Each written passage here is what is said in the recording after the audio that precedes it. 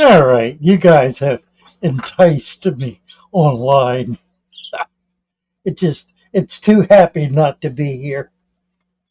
And my typing is too lousy, so I'd rather just say it rather than It's too happy try not to to type be it. here. But let me turn the And volume my off typing is too on lousy, so YouTube here. I'd rather just say it rather than it's too happy Try not to to type be it there. Goodness sakes, nice to see you all. Let's see if I can get down to the bottom of the text now. Oh, Tito or Tito. Joining Southern California High Desert. Nice. Kevin Rosenberg is here. Baby Arrow, Gary Stein, me Billy. We need to get Billy a wrench here. How do we do this? Let's see. Let me see if I can get this together here. Add mod, standard mod. Got him. David, Devious and Goofy. My favorite fish guy says Devious and Goofy. Well, all right, but nice to have you with us. Johnny Best, Ibor Millie, Jody Gordon from New Zealand. Wonderful. We'll get some wrenches out here pretty quick. And Everett Jones. Hello, Everett. Nice to see you. By the way, if you're coming back and are not blue, do not have a wrench, it is because you are not subscribed to the channel. So if you get a wrench and you want to keep the wrench, and then you need to be sure you are subscribed because that'll lock it in, as it were. Hello, Everett. Graham Clements. Hello, Graham. We're getting some wrenches out here. Marcia Garcia. Michael Garcia. Sorry. Got Michael a wrench. We got a bunch of newbies here. Always get a bunch of new people right at the beginning. Provided Joker. Hello, hello. Cat B08. Hi there, Cat. Calls TV from Belgium, no less. Delighted to have the EU contingent with us. Malero. And hit the thumbs up, right. Hello from Spain. Lovely from Spain. We are all over the globe here, aren't we? You guys are up awful late. What's it about 12 about midnight? It's about midnight there, isn't it? Might be 11 o'clock in UK. Love and blessings to you, Father Jess from Texas. Hello, Jess. Turn you blue. Katsumi from Georgia. There are more than one Georgia. So is this Georgia, U.S., or is this Georgia?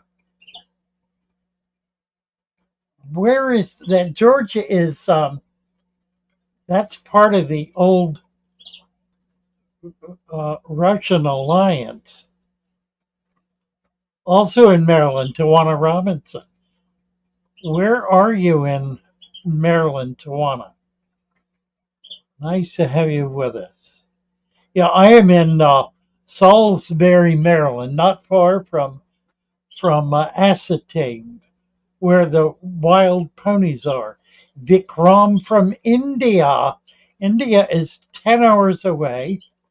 Let's see, we need to slow this down a bit so I can catch up. So it's 2 in the morning, or is it? Yeah, no, it is. Yes, it is. It's 2 in the morning tomorrow in India. It is tomorrow in India. It's not back there yesterday. Here, tell us what the day brings. Andrew. Hello, Andrew. Nice to see you. Inner City Pigeon. Andrew Foley. Ah, right. Yes, you may ask me something you may ask. Tawana Robinson. Oh, in Essex. Okay. So you're outside of D.C. Vikramaditya. Thank you, sir. Appreciate it. Oh, what did I do? I gave it to you and took it away. Let's give it back. All right. Tess from New Jersey. J-Bar from Philly. Gary says hello, Vikram. Devious and Goofy is in West Virginia. Gary Stein in Scotland. Larissa Meeks, Memphis. Andrew got banned for what? Oh, yeah, right. Why can people who are not sharks not help people? Well, you can become a shark. It's all a matter of using the Discord channel for a very specific purpose, and that is to teach the natural aquarium. It exists for no other reason than to teach the natural aquarium. So you may have a wealth of knowledge about tropical fish in general, but getting off topic and providing other avenues, other approaches to fish keeping is simply not appropriate on our shoal server. So we put people through a bit of a training program and an evaluative program to determine whether they are able to teach this system, because that's all we're there to do, is to teach this system. So if you are ready to teach the system, you need to approach a shark and tell them that you're ready to go and you'd like to be checked out so that you can be helping people. Larissa Meeks, Memphis. Started my resurrection jar yesterday with pond water at Ducks Unlimited. Excellent choice. Any duck pond is a great place to collect fauna, microfauna. J-Bar, let's see, we did these, filling and, okay, so that answers the question. You got banned. You got banned. So you get banned, or well, if you got banned, it was for more than simply trying to help people, because we're we don't let people get away over 5 minutes. Okay, well that's probably fair. You probably ignored it and you shrugged it off and didn't take it seriously. Well, now you know. We really affirm about that, because we just don't want people on there who are going to be teaching anything other than what we're teaching. It creates confusion. And it's confusing enough as it is without, everything else going on. So it may not be the right forum for you. There may be another place that you would do better. Anyway, 3 weeks, did a dirted tank in Brazil. And we have a supplier in Brazil.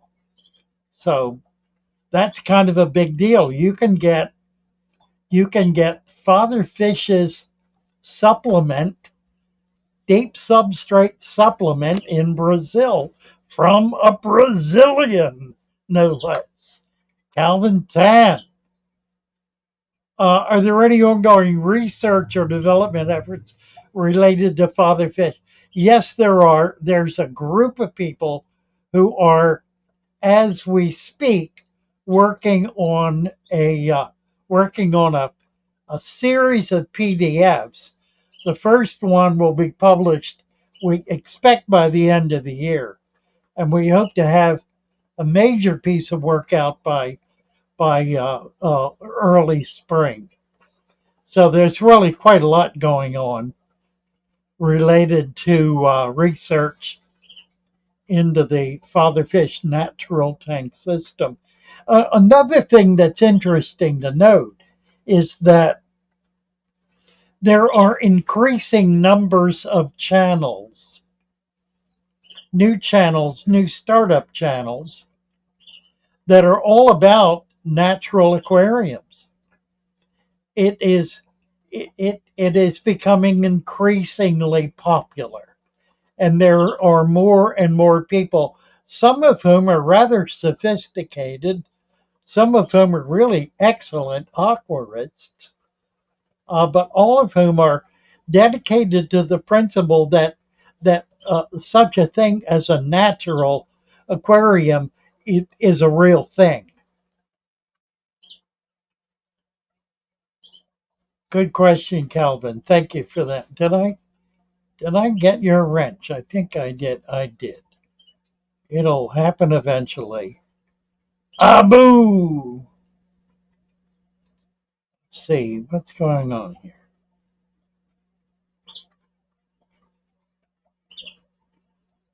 Post the Discord link. Yes. You were not banned only 5 minutes. Well, banning is different from timeout. You were not banned. Oh, good. Oh, good. All right. So you had a timeout. That's like a timeout. It's Let's take a timeout. No judgment. Just chill for a minute. Yeah. Let me get the Discord link. I gotta get on. I'm running two computers here, and it gets a little confusing. So I've got two screens. Normally I run a two-screen computer, but I got a new computer. I've not been able to move it into my office yet because I don't have service there yet. I won't until, I hope, this Tuesday, at which point I'll be moving one of my computers over there. Now let's see if I can post this link. Ta-da. Yes, there it is.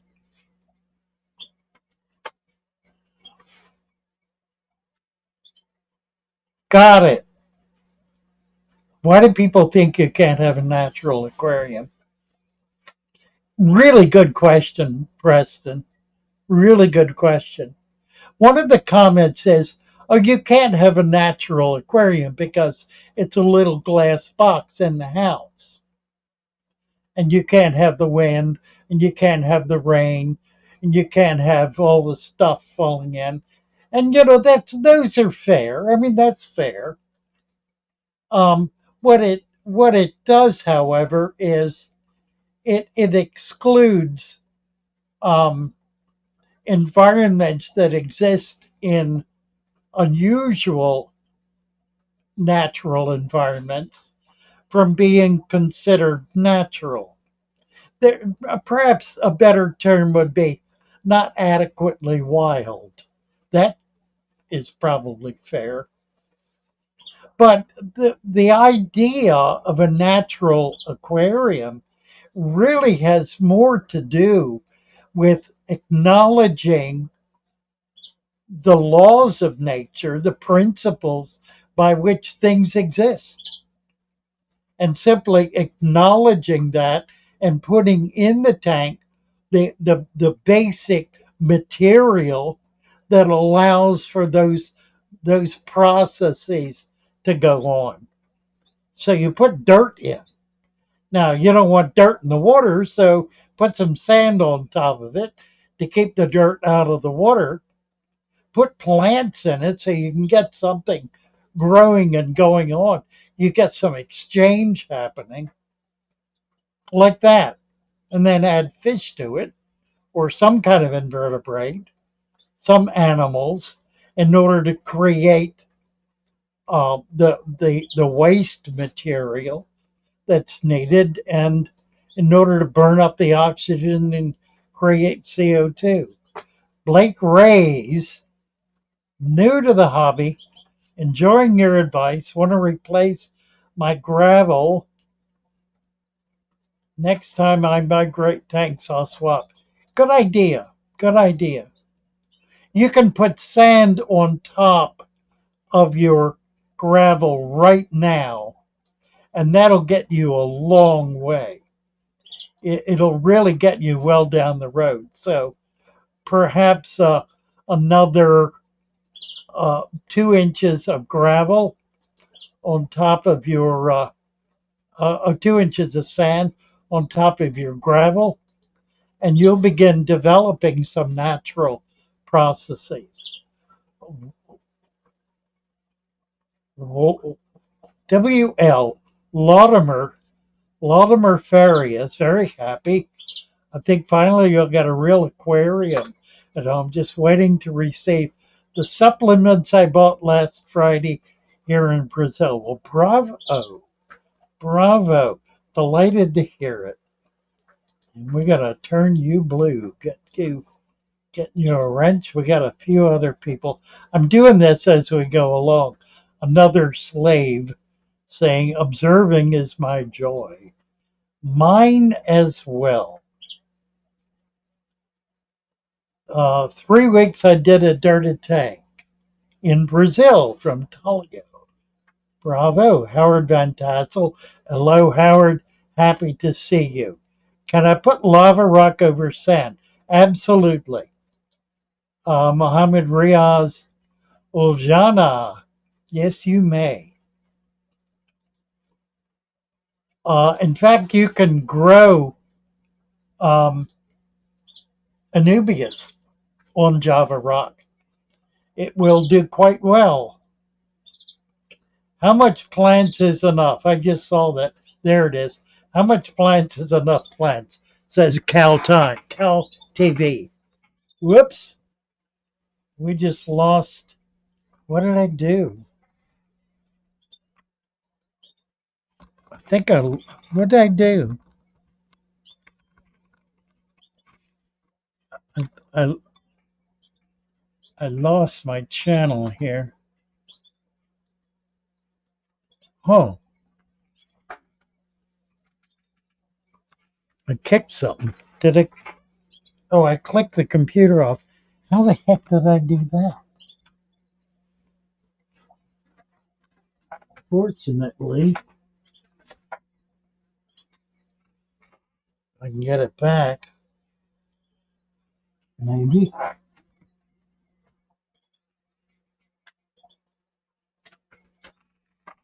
It's not coming on. What in the world? Huh. I did something weird. I'm still with you. I have lost my second computer. It's just gone dead. Totally. I think I'm still with you though. Yeah, weird. All right. So this is gonna be difficult. Huh. Well, I'm not gonna try to fix it right now. Let's see. I don't know what I ought to work off of. I think I'll work off of YouTube. Computer just went totally dead. Fortunately, it was the one that I have was just watching the YouTube channel on. I mean, it is corked. I don't know what I did. No idea. I don't think anything came unplugged. What is this? Oh no. What is that? It's plugged in there. But I don't know what it's to. I don't see anything loose. Huh. Huh. I don't know, boys and girls. This is very odd.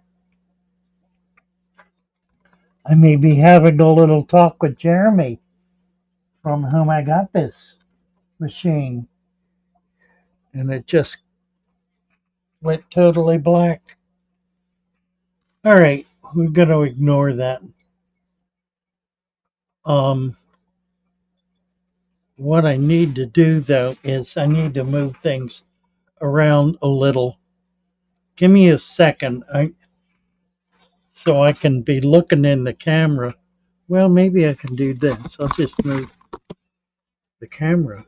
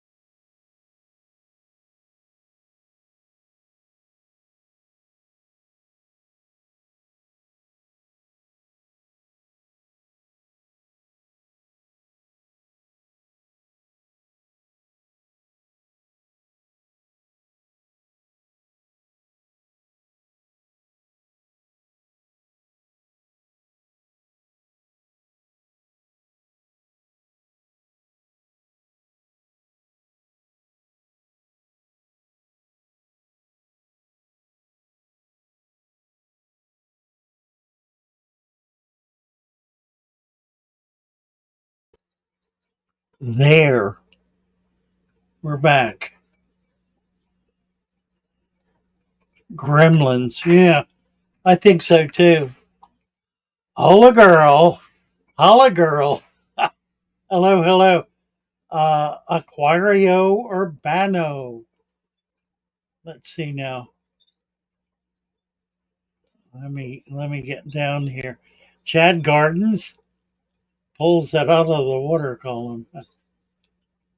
I'll get you a wrench. We'll try to get caught up here a little bit. Oh boy. Boa noite. What? Rogerio Lima. Boa noite. Alea. Boa noite. No, noite. Alea.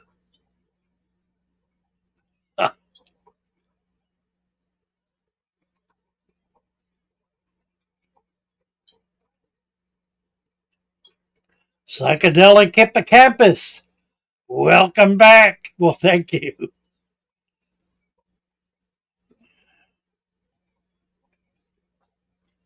It's holds 600 liter, too small for fancy goldfish. Yeah, I do not have straight in my brain the relationship between liters and gallons. Let's see let me look, see where the camera's pointing. Well, not where I'd like it to be.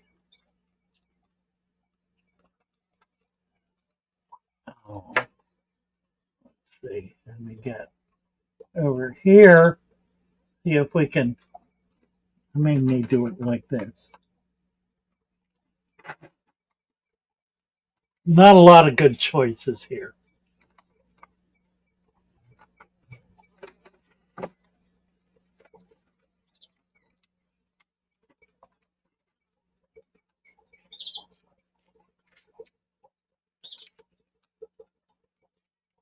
My messy desk.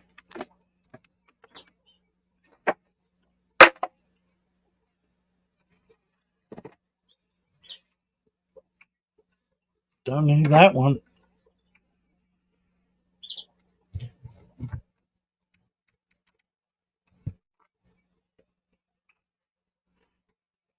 All right, such as it is.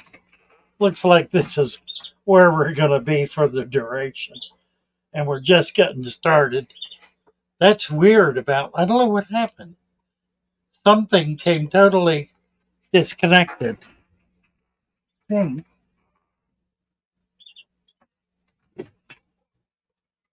What's that? It ain't that.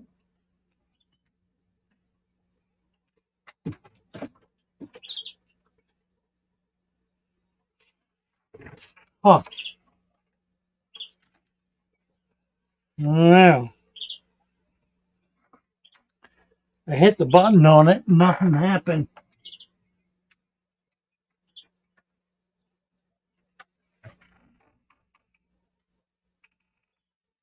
Well,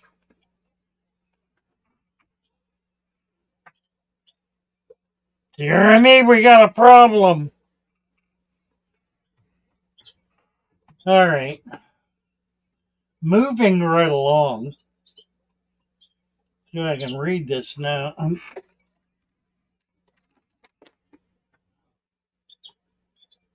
think if I get, yeah, this is going to be better. My name is Mud. Ta-da! All right. Pop Tart says, welcome back. Me Billy says, we love you, Father. Well, thank you. Love you too, guys. I just, all of a sudden, my life has changed again. Now I need to go out and buy another computer. I was trying to avoid doing that. Oh, well. Let's see. I was about to answer your question about how many plants are enough. Thank you, Cal, for pulling it all back. How many plants are enough? Oh, I don't know precisely how to gauge that. The Dutch system calls for 75% of the open space of the tank having plants in it. My standard has been 50%. So more than a little bit, a whole lot more than a little bit. 2 or 3 plants in even a 10-gallon tank, unless they're mammoth, which should not be in a 10-gallon tank, is insufficient. I sell a package of stem plants. There are 15 plus one freebie is 16. There are 16 bunches of plants in that package. Each bunch contains between 3 and 5 plants. So that's 50 plus plants. Stem plants from everything from about 6 inches to, nearly a foot tall. That represents an adequate number of plants for a 10-gallon tank. You could get away with putting that same package of plants in a 20-gallon tank, and you would be marginally okay. So that might give you a better idea. 18 little bunches, that's 50 plants. These are little plants, they're not great big plants. 50 smallish plants in a 10-gallon tank. So it's like 10 here and 10 here and 10 here, like that. That's one way to get at it.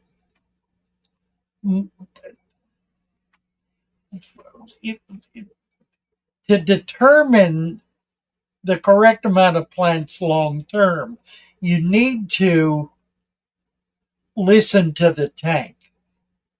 And what I mean by that is the tank will grow to the point where it becomes, do you know what the term climax forest is? A climax forest usually is a minimum of 400 years old, in which the majority of the trees living in it are of a limited number of species that have reached a maximum size and a maximum volume, volume in terms of numbers of trees. And it will stay at that level pretty much indefinitely. A tank is the same way. Once it reaches a level like this, it will pretty well stay at that level indefinitely. The plant growth will slow down and remain more or less stable. Some plants, like these chained swords on the bottom, they will continue to flourish because they're taking up a strata that is not being challenged by any other plant. But most of the plants in here are challenging each other and establishing kind of their own territory. And they're living in a balance. So they've achieved a kind of maximal growth. Now, it didn't take real long for that to happen in here because I put a lot of plants in to begin with. And the growth that I'm seeing, I dare not touch the camera again. And I need to watch myself because I think I'm getting out of view when I do that. Let's see if I can. That doesn't make it better, does it? Ah. Oh, come on.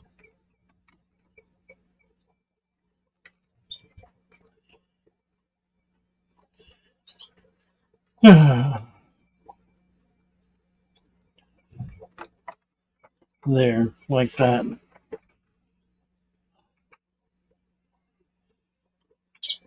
Let me get back to the topic of the day here. Spiritual Sagai.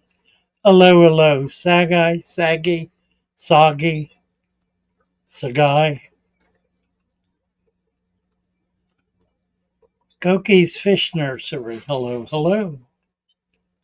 Bundles fill out of 20 long nights. Yeah, they do grow. So, it in a matter of a month, a lot of these plants will have doubled in size. Crypts, I love crypts too. I have 5 or 6 different species of crypt that I sell, and they don't sell. They just kind of sit there, and they're wonderful plants. They're easy to grow. They're hardy. They're a rooted plant. Magnetar,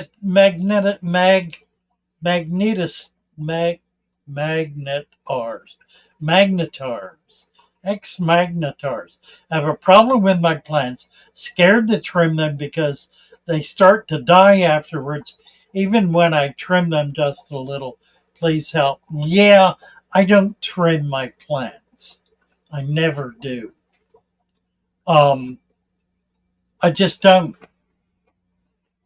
If I don't like the way a plant looks, I'll take it out. But I just don't trim plants. I think when you don't have CO2 and you have a heavily challenged environment, and by that I mean a lot of different kinds of plants, it's problematic to trim. Um, because it causes the dynamic of that plant to be broken. Whatever it's doing suddenly gets stopped cold. And it may or may not recuperate from that. So I don't trim plants. But as I said, if I see something I don't like, I'll just take it out, replace it with something else. Tall tanks, deep sub mud under sand. With decent lighting, you'll soon be thinning out your trouble. Yeah, yeah. It now here's the thing. It will not continue to grow and grow and grow until it's a solid mass. That doesn't happen.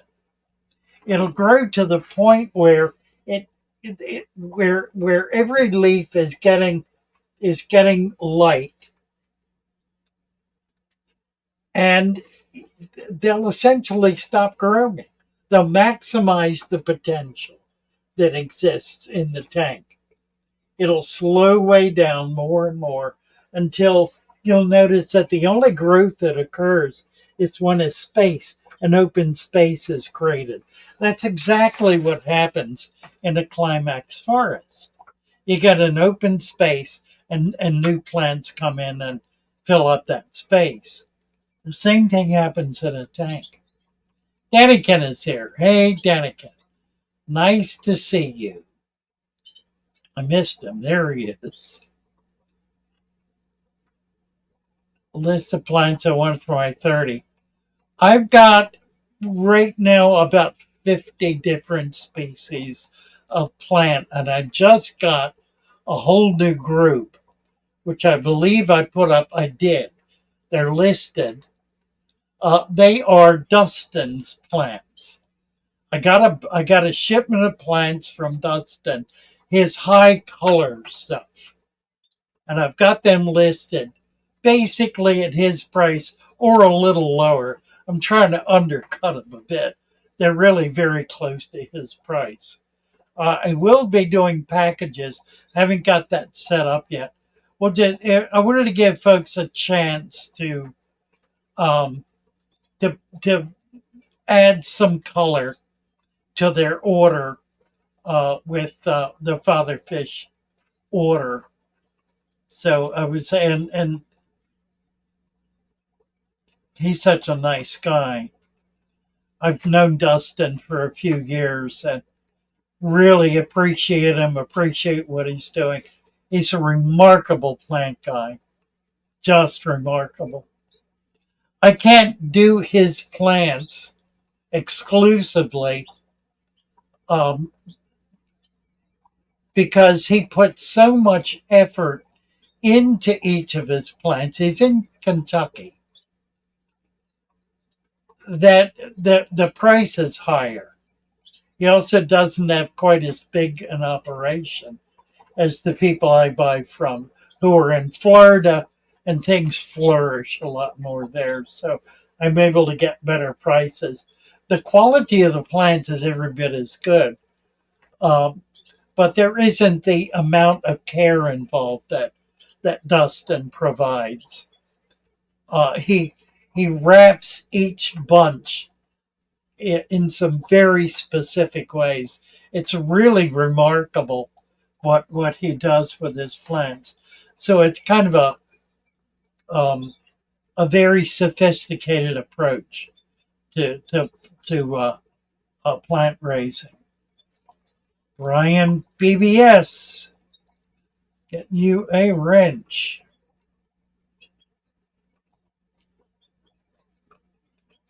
Let's see. Back to Andrew. It's sold 600 liter, too small for fancy goldfish. 600 liter. How many liters in a gallon? Is it like 5 liters? What?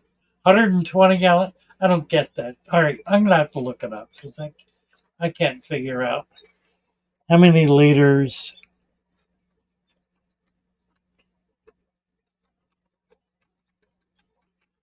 in a gallon. I do this periodically and then never remember typing on the wrong stupid keyboard. I'll get it out of here since that isn't working. Anyway, how many liters in a gallon? 3.7. So we're going to call it 4 liters. 4 liters per gallon. 600 liter. 4 into that is 150 gallon. 150 gallon is not too small for fancy goldfish. Not at all. In fact, it's a really good sized tank. If you're talking about fish that will become the size of a softball at max, you may be limited on the number you can have in a 120, limited to maybe a dozen, but that's not onerous. No, I think that whoever told you that is, I don't know what their agenda is. It's probably the same people that demand on putting a betta in a 50-gallon tank. Probably the same ones. I would ignore that advice out of hand.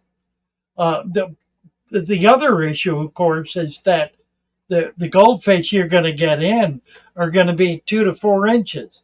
They're going to be pretty small. You could easily do 100 of those in a 120-gallon tank. You know, it doesn't make a lot of sense. If you do a deep substrate and you've got some aeration going in there, sponge filters are best because they don't create a current. They do create aeration, and you want that for goldfish. They don't need the water moving so much as they need it well aerated. And a sponge filter does exactly that. It gives you the aeration without having the current. The current.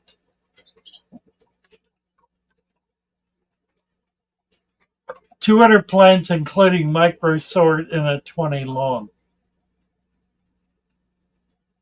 Well, this is a 30 long.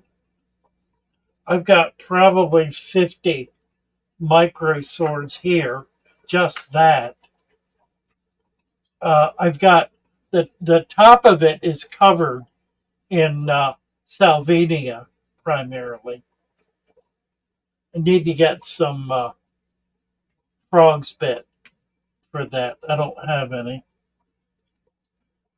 I've got, other than that, bunches of 1, 2, 3, 4, 5, 6, 7, 8, 9, 10. That's another 50 or so. A couple of broadleaf plants. These are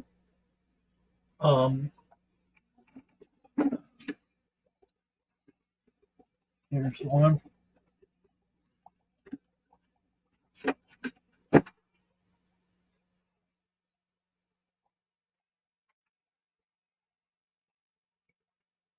I tried to keep these trimmed back so that I get more leaf down here, but you can see the stems coming up there.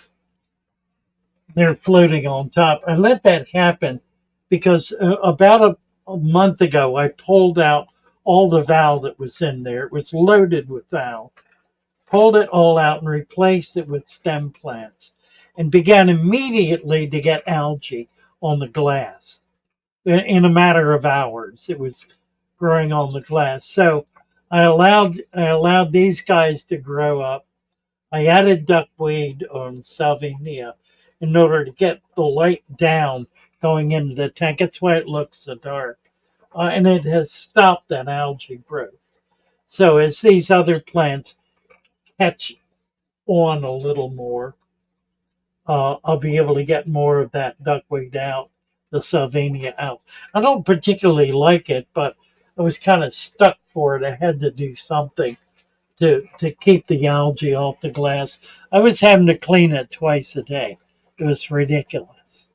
Just shows you how much work that valve was doing because there was never an issue before that.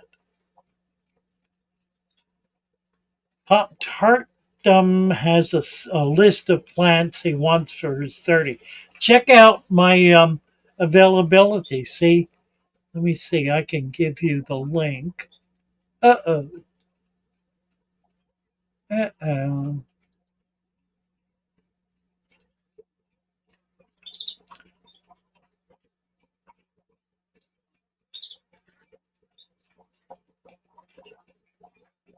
Okay.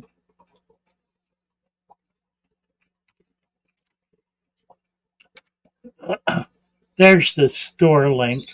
By the way, our new website, Fatherfish, let me put it in. Fatherfish.fish is up and operational. It's not finished yet, but there's a lot that's there. Algae is an informant, Gokis. That's a good point. It really is, isn't it? The algae tells you a lot about what's happening in your tank. It means you have more nutrients in the tank than the plants are able to take care of. So you need more plants. If you got algae, you need more plants.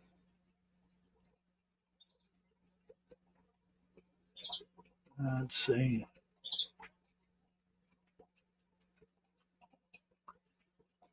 Raphael has over a dozen little cories in a quickly set up tank that he moved 3 days ago. Just try to stabilize it best you can. What are your tips for starting with crayfish? My tips for starting with crayfish are I really, really like Old Bay seasoning on them. I think that helps a lot. And I also like them fresh out of the pot and hot. I don't like them refrigerated or cold. They kind of shrivel up and get the meat gets hard. Um, I don't do well with crayfish. I don't much like them. They eat everything.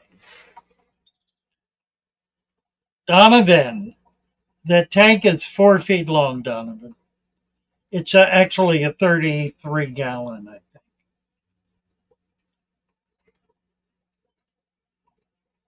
Why is algae bad? It's not. Kyle, good point. Algae's not bad at all. It's just a plant like any other plant. It does have a tendency, certain kinds of algae, to smother. It will become such a mass that it'll smother out everything else. So very often it needs to be controlled. String algae is kind of a case in point. String algae can get into everything, but it's actually very simple to control. You just pull it out. When it grows back, you keep pulling it out. If you do that routinely, you'll get the last bit of it out at some point and it'll be gone. Mulberry leaves lower pH. A lot of leaves will. Fruit tree leaves will. Do, do, do, do.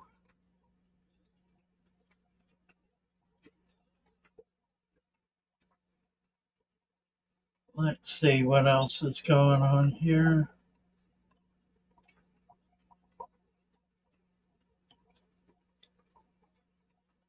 Oh, here we go. Geotank. Now, let's see if I can get over here. There we go. Geotank. A $5 super chat. Thank you very much, tank mates. Put in the dirt and sand cap today, waiting for your plants in the mail. Should I fill up the tank some or wait until the plants come in. Go ahead and fill it.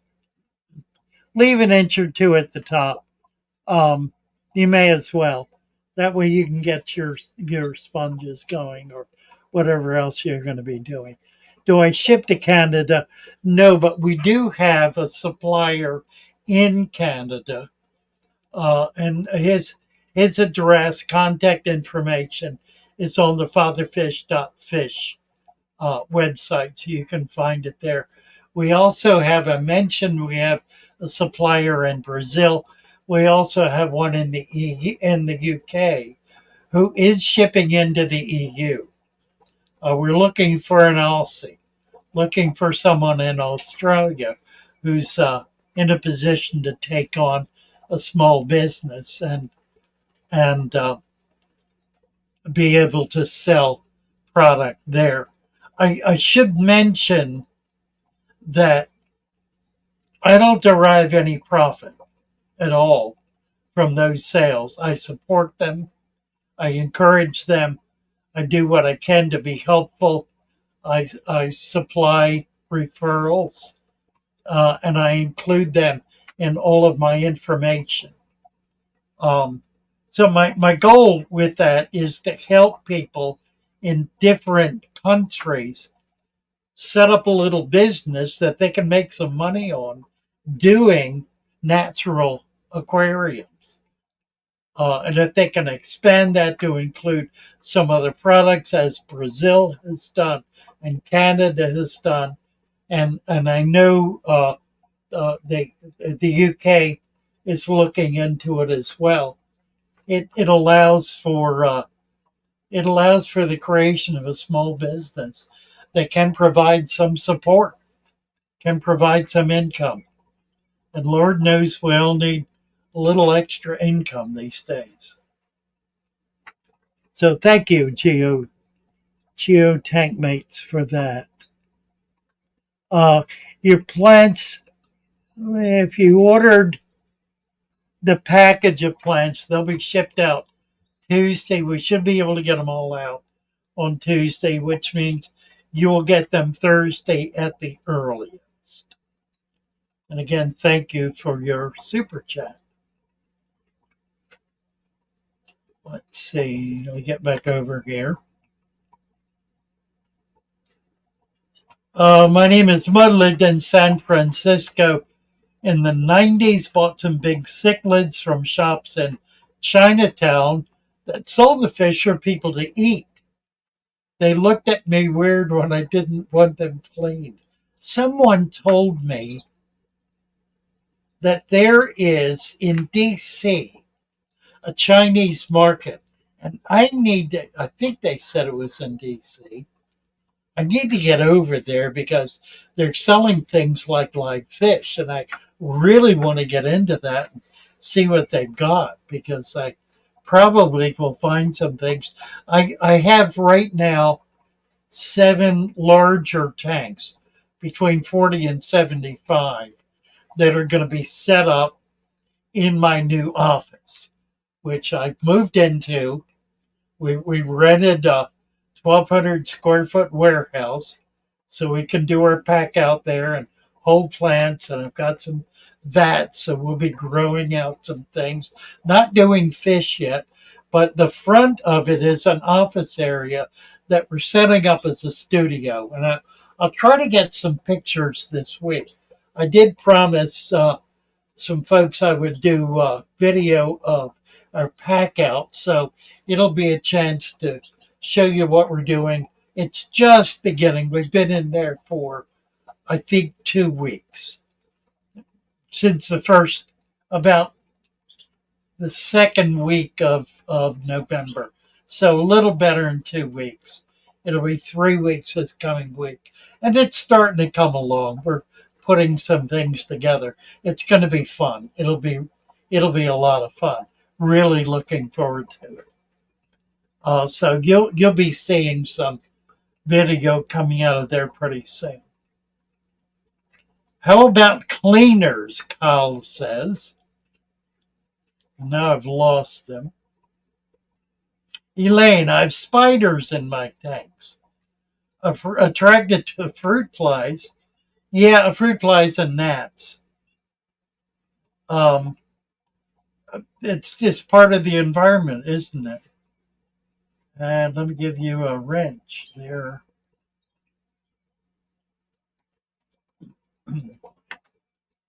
Elaine, nice to have you here, Elaine. What about mud puppies in Planet Aquarium? I have um, mud puppies. Mud puppies. I've got axolotls, big ones, in a Planet Aquarium, and I'm afraid to move my camera because if I do, it's going to go on the fritz, and then I'll be pulling my hair out trying to get it back. But I have Vallisneria, big clump, growing in a tank, a very low light tank. I have a little goose neck spotlight. One of these guys looking down into the axolotl tank, and it's enough light to keep the plants going. They're not growing much, but they're not dying either. It's in a dirted tank. I've been feeding these guys, and the female is beginning to really beef up, and the male is taking a little more interest in her. So I think this spring we may well have some babies. Newest fish are pandacories, says Donovan. Love pandacories. Great little fish. Daniken is leaving us. Take care, Danny. Take care, Kenny. Nice to have you with us. Ton of tanks. My favorite is 55-gallon barb tank. 55 is a great tank. Really is a great tank.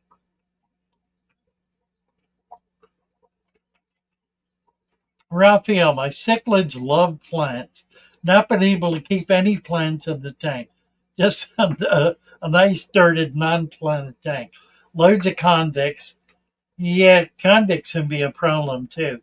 It's 125 3 years running. Try some hornwort. They probably will not tear that up. Another plant that I've had some success with in other kinds of environments, haven't tried it yet with big cichlids, is curiously Aponogeton, the bulb plants. They seem to have some toxicity to them that prevents things like apple snails and spixie snails from eating them, which I find remarkable. So you might try that. I'd be interested in knowing how it goes. I don't have any right now where I do it. I don't have any big cichlids. Once I get the big tanks in, there are some big cichlids I want to get. Argentia among them. I want to have a pair of Argentia and see if I can get them breeding. And there are a number of others. I mean, there are a number of bigger cichlids that I just really, really adore, particularly the Tanganyikas. I'm not so much into Malawis, but I am into Tanganyikas. Donovan said my wife loves her water puppy. Is it a mud puppy or is it a Kenny has mud puppies, mud skippers. He's got a pair of mud skippers. That's something I have wanted to get and I haven't yet. And it probably is. I need a long tank to be able to do it the way I want to do it. Ethan West. Let's see. Let me get over and see if I can highlight Ethan's donation. There it is. Ethan West, would you have any suggestions for natural aquariums in a school classroom? Main concern is leaving them untouched during the breaks. That's not an issue. The issue is the summer hiatus. If you're in a classroom that where everything is turned off for the summer, where there's no AC running, no lights coming on, that could be a problem. However, if you got a well-planted tank sitting in a window, it's going to survive. The problem with the breaks has to do with the environment in the classroom. So long as it's kept well above freezing, there really won't be a problem. You want to try to do native fish anyway, because that's the best possible teaching tool for a classroom.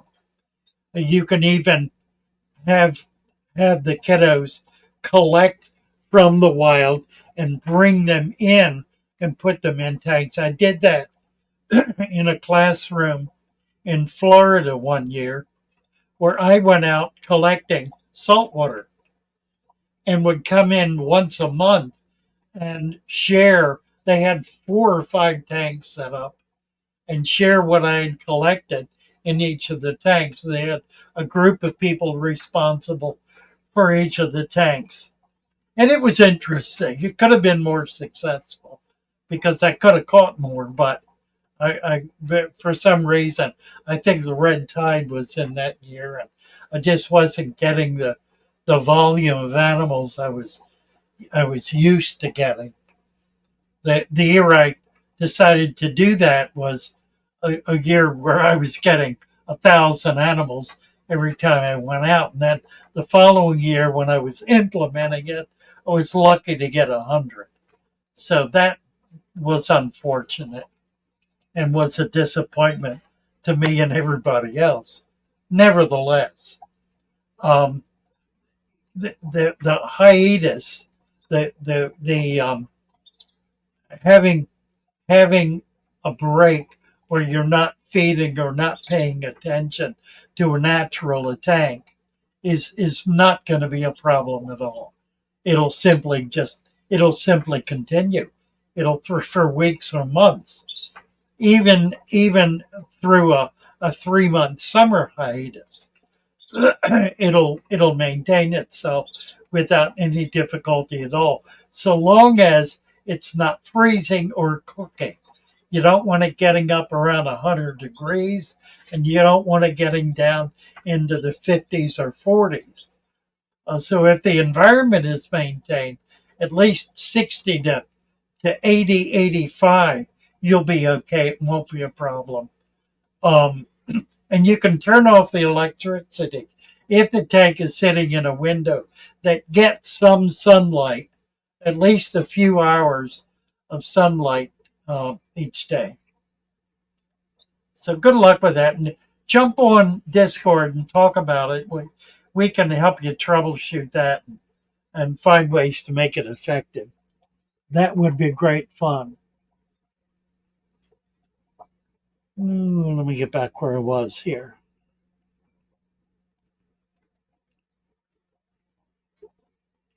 That was Ethan West's first super on a live stream.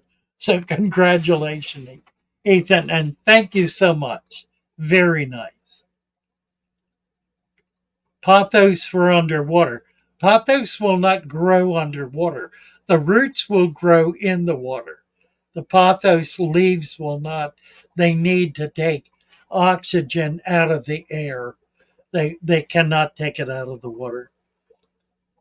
The roots can take over. They absolutely can. The root system, if you leave it long enough, the tank will be solid with roots. It's really quite nice, a lot of fun. Let's see. Elaine still hasn't got a wrench yet. Just scrolling down here. I'm growing spinach in your tank. Well, that's interesting, little Sean. I assume that you've set some kind of tray up on the top that allows the plant to grow in the air while the roots are growing in the sort of a hydroponic approach. That's great fun. Nice to be with you, Danny. 6:30. He left about 15 minutes ago.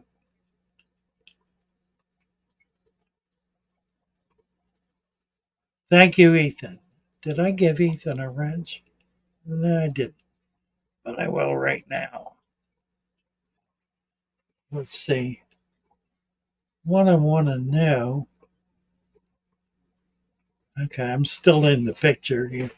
I normally would have a second screen to be able to see myself on to know I was staying in, but I don't have that, so I'll need to check back and forth. Thank you for all your wisdom and knowledge. Thank you, Frank, very much. Appreciate your support. Frank is a member of the YouTube channel. That's why he's green, because he's a dues paying member. So his name shows up at the end of our videos along with the Patreon supporters. We're listing those who are most supportive. 700 species of cichlid in Malawi. It is amazing, isn't it? It is also a vast, vast lake, 1,000 miles long. It's a huge, huge body of water with water that is extremely deep. So it's kind of remarkable. Ever try Flourish XL to remove? I don't be Christian because it has a bleed over effect on other plants. Any kind of algicide is also going to affect every other plant in the tank. So it doesn't just get rid of algae. It'll get rid of a lot of other things as well. Thank you, Ralph. Appreciate it. I've got a video coming out. It'll be out this coming week, probably Tuesday or Wednesday. That's kind of interesting. It's kind of an in-depth analysis of of um, of the father fish experience. I think those of you who have been around a while will enjoy it. It will certainly provide fuel for my critics, but I think for my supporters it will be a joy. Um, just a heads up to be looking out for that. Is hair algae bad? It it's the only problem with hair algae is it really can kind of take over and and uh, and and block out the light from other plants. So you want to control it unless you want a tank of hair algae. The other problem with hair algae is it can become so dense that it traps fish. They can't swim through it when it gets really thick. So it is problematic and not anything that long term you want in there. It's it's a signifier. It tells you something about your tank. And basically what it tells you is you need to reduce feeding, you're overfeeding, and you don't have nearly enough plants. So cut down on food, increase on plants, and it'll put some controls on the hair algae. The hair algae will not die off, however. You have to actually physically remove it. There are algae, like old man's beard, that'll die off. When the nitrates get down low enough, it just disappears. So it's That's one type of algae that is a short-term algae, typically.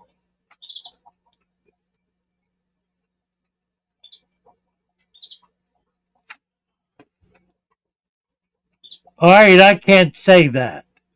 It's 6 4. Hi, Father Fish. Love my new small natural tank. Thank you and love you.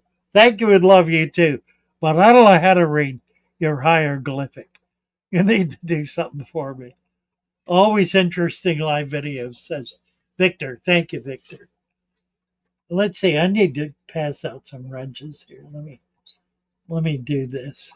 We're gonna turn those hieroglyphics blue. Ryan Fink. Let's see. And add a moderator and then see what he is.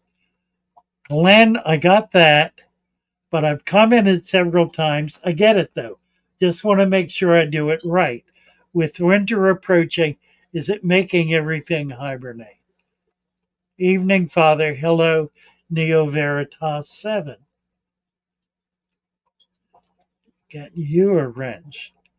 And I don't know what Ryan is referring to.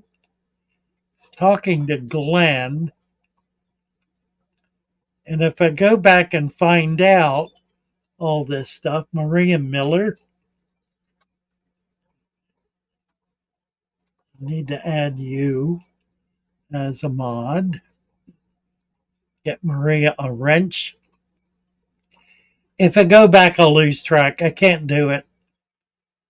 If order plants from you, will it make it to Minnesota? Okay. Already freezing there, Kay Stern. We are doing heat packs. We probably will not ship north in the month of February. And if it gets real bad, that may include part of January. Plants can tolerate pretty cold temperatures so long as they don't freeze. We are putting heat packs in our packages, and they're 3-day heat packs. So typically it takes 2 days to get delivered, which means there should still be some warmth in there. We're doing styrofoam with bubble wrap. What we may also do is double up on the bubble wrap in order to make sure we're getting through. But I'm thinking right now I may shut down for the month of February, give my staff a break, and give us time to kind of pull things back together and do what we don't have time to do through the week. We're getting so busy now. It's my staff is available 4 days a week, and they work 4 days a week. It's more than simply a few hours in the morning anymore. It's 8 in the morning until 3 in the afternoon, and that's 4 days a week. So it's but if you will order now, okay, there won't be a problem. We are doing heat packs now.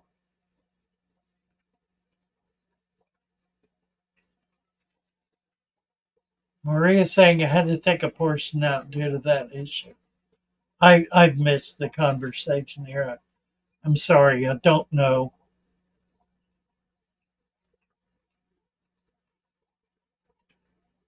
Ryan, I read everything I can. And when I get to talking and there are 50 comments made, it's hard to go back and find them. What other YouTubers do when they're faced with this is they insist that if you want a comment responded to, you do exactly what you're suggesting. You make a payment. Obviously, I do respond to that. I try not to have to do that. I try to respond to everything. I cannot. If you will repeat without getting upset about it. If I don't respond in 5 or 10 minutes, post it again. I'm reading these comments continuously, all the time, except when I'm talking, and even sometimes then. If I miss you, I'm sorry I miss you. I genuinely am. I try not to, but it's impossible for me to read every single comment when they're coming in at the rate of several hundred a minute. I could make it such that only members could post. I won't do that either. There are a number of people in here who are very happy to help, who have been with me, been around a long time, know precisely what I'm going to say with most issues, and they will chime in and they will help. So if you're following along in the chat, you will see in most cases a response to your concern. If it's something that you really need to hear from me about, post it again. You may need to post it 3 or 4 times for me to see it, and it still might not even do so. I do read every comment that is posted on my videos, and every comment that is sent to me in Discord. So there are ways to reach out to me. I also post my telephone number. You can call me. People do call me. I do get phone calls 1 o'clock in the morning from people in Australia who just want to know what kind of fish to put in their tank. And I am happy to hear from them, even though they woke me up. I am not avoiding anything.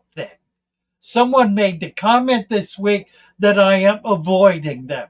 That is absolutely not true. I do not avoid anyone. There are some people who make comments that are so rude, so angry and hateful and hostile that I kick them off the channel. That's a different matter. But anyone asking a halfway serious question, if I see it, I will answer it. If I don't see it, post it again, please. Or post it somewhere else, or call me up for God's sake. But don't be upset because somehow I've missed your precious comment.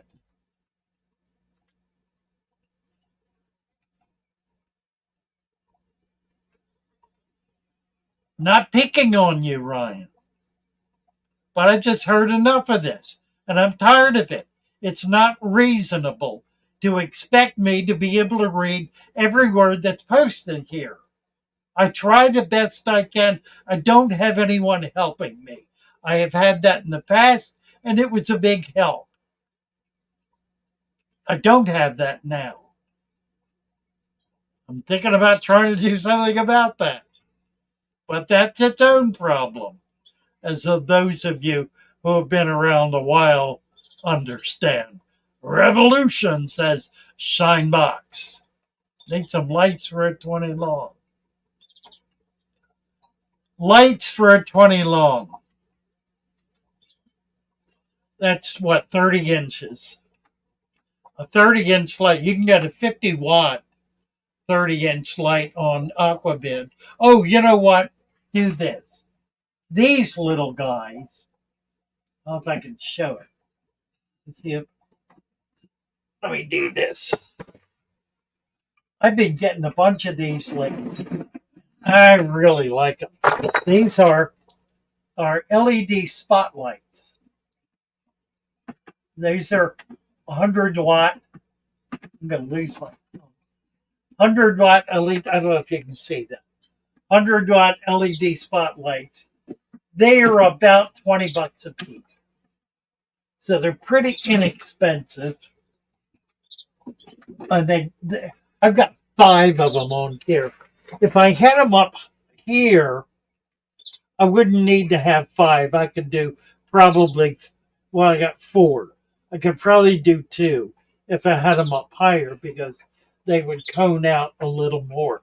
LEDs don't cone well, but they do provide a lot of light. So 20, 40, 60 for $80. I've got this tank as well lit as it probably can be. And that's pretty inexpensive, really. The 15 has 1 of these on it. So I got a $20 light on the 15, and it's growing plants perfectly adequate. So the spotlights, the LED spotlights, floodlights, I guess they're called. They're not spotlights, they're floodlights. I'm enjoying them.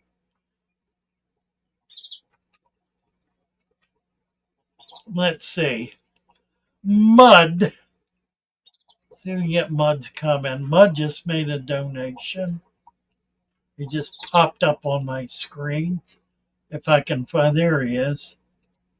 That's not Mud. That's Larissa Meeks.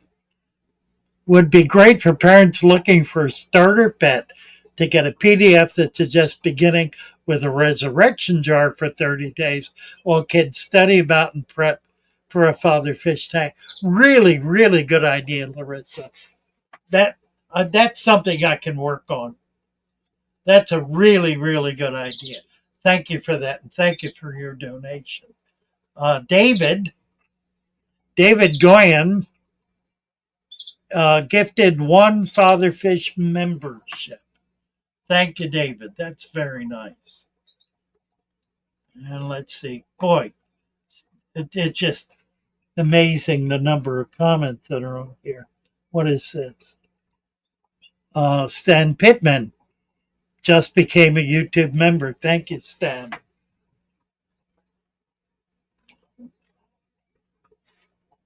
And what is this?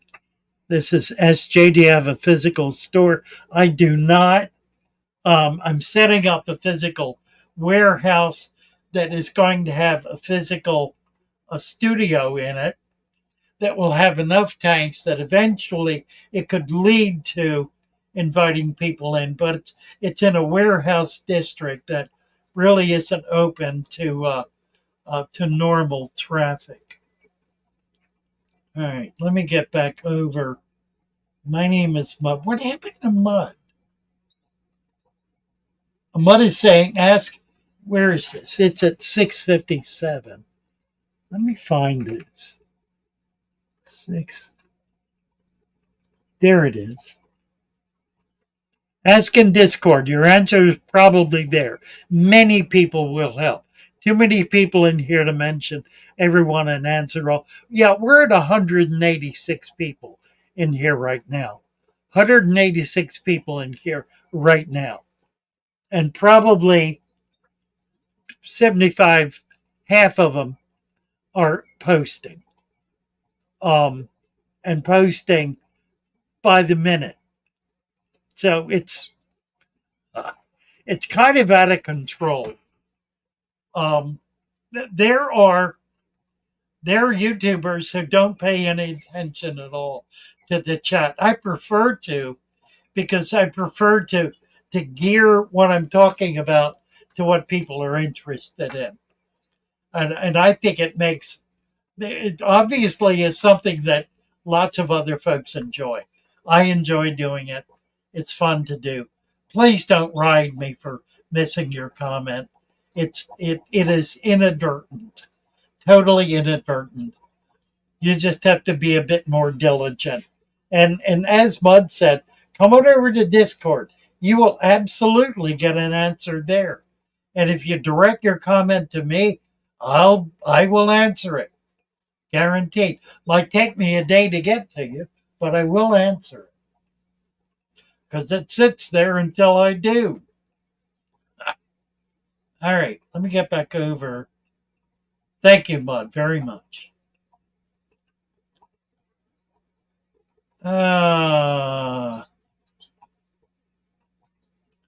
Husband just walked into the room and asked me if Father Fish has become fired up yet. Yeah, but not in the way I'm happy about.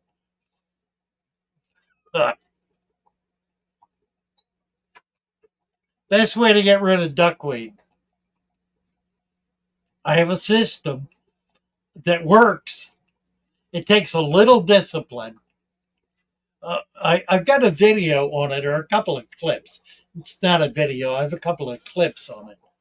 What you need to do is go to Lowe's or Home Depot or wherever you get your appliances and buy a small wet vac with, if you can get it, a 1-inch pipe, not the big 2 to 3 inch, a smaller pipe, like a 1-inch pipe.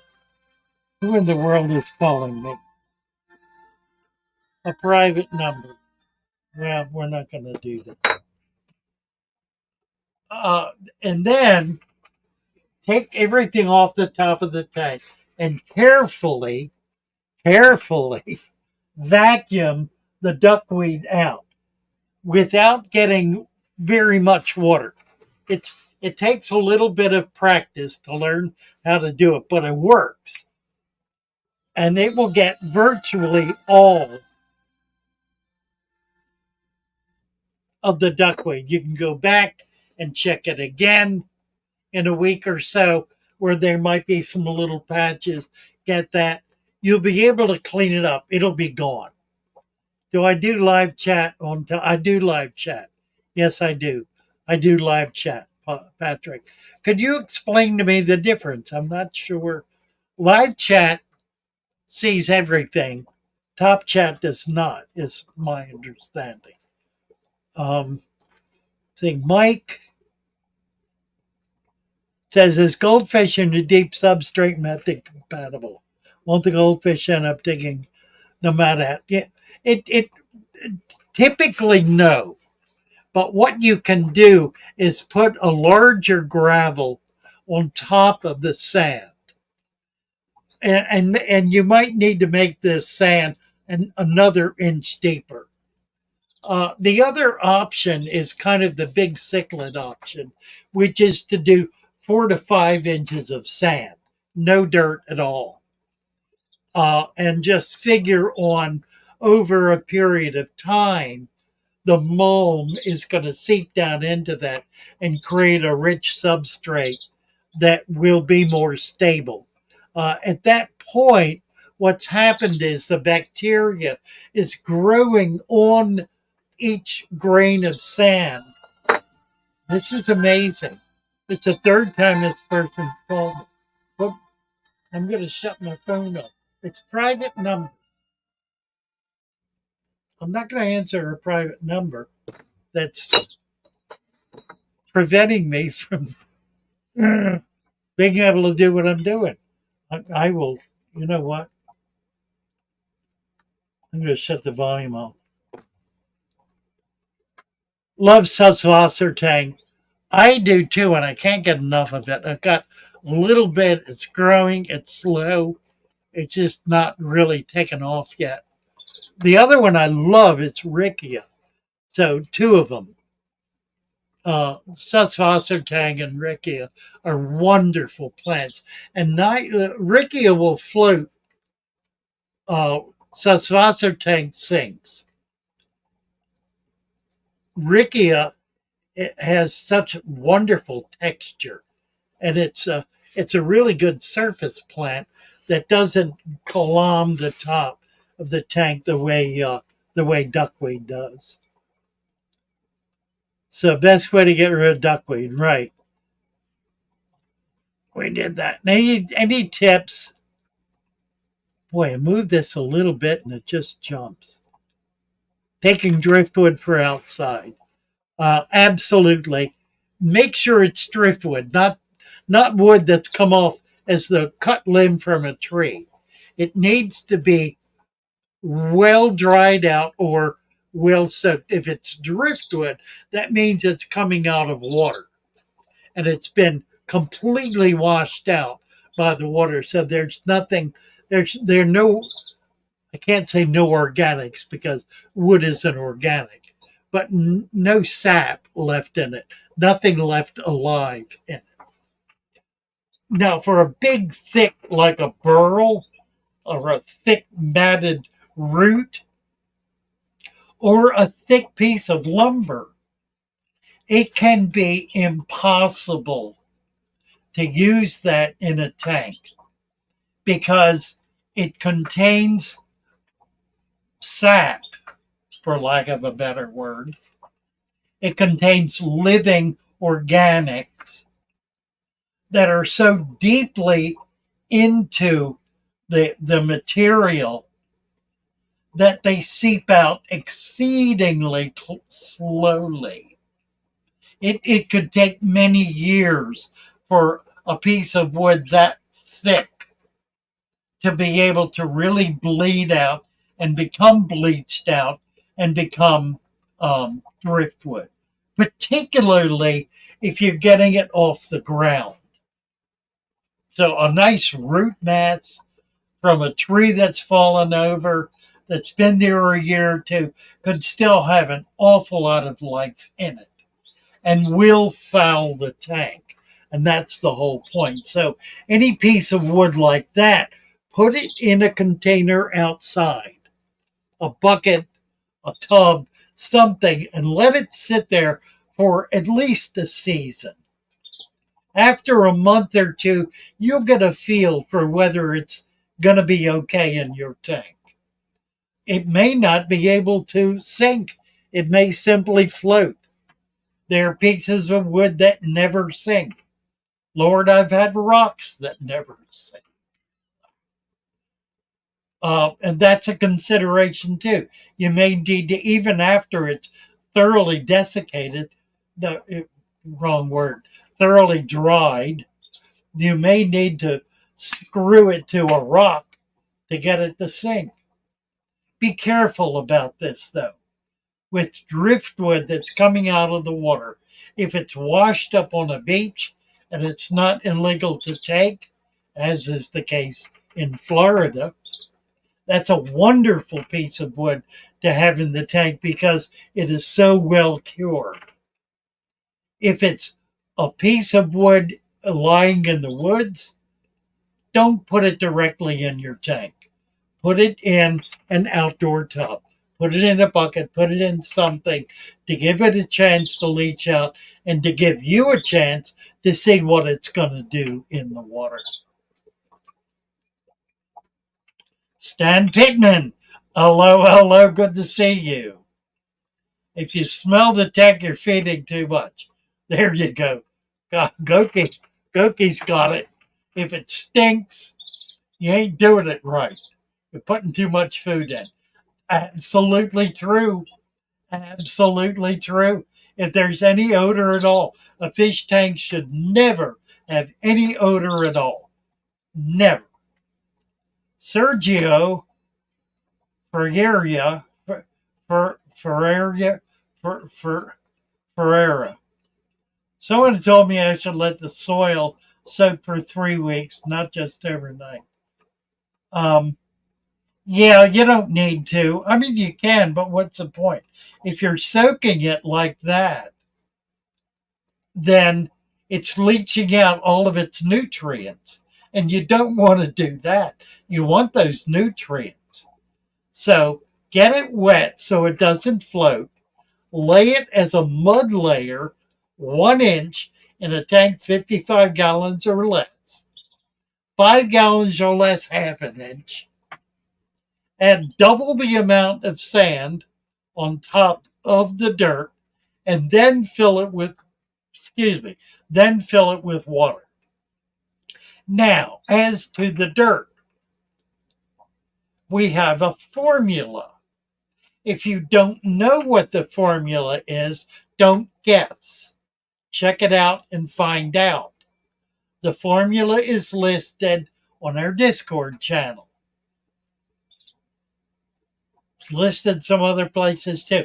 I really ought to post it on the fatherfish.fish on the website just to have it posted there because it explains in detail exactly how to set up a natural tank. There are 4 different components just to the dirt layer. You need to know what they are, and you need to know what the proportions are if you're going to do this right. Now, you can do it any way you want. You can dig up a shovel of dirt, throw it in the tank, put some sand on top of it, and you're good to go. And that'll be okay. It will. It'll be okay. It may not last more than a year or so. May not even last that long because it'll eventually you'll use up all the nutrients. It needs to be nutrient rich without having access to the water column.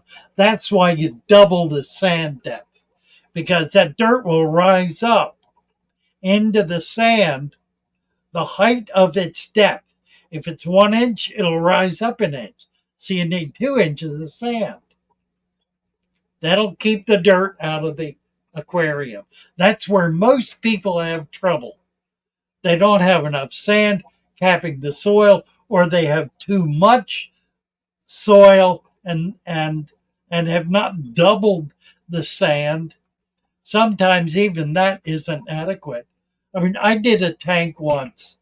Did it on video. I've taken it down because it created too much chaos. It was kind of a clown show.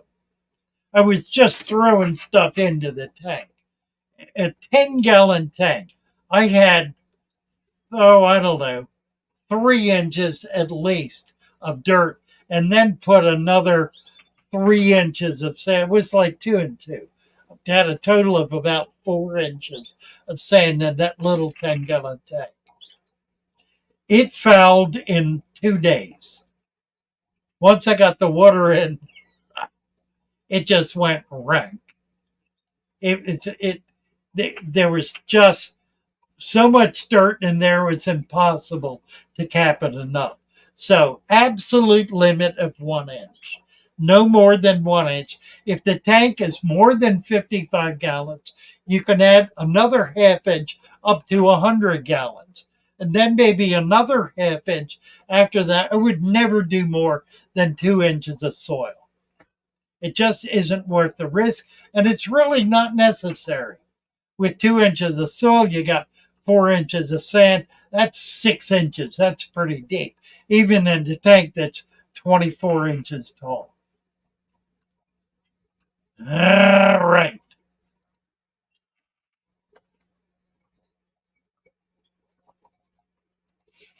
Let's see where we're at here. I think Sergio, did I give you a wrench? I did.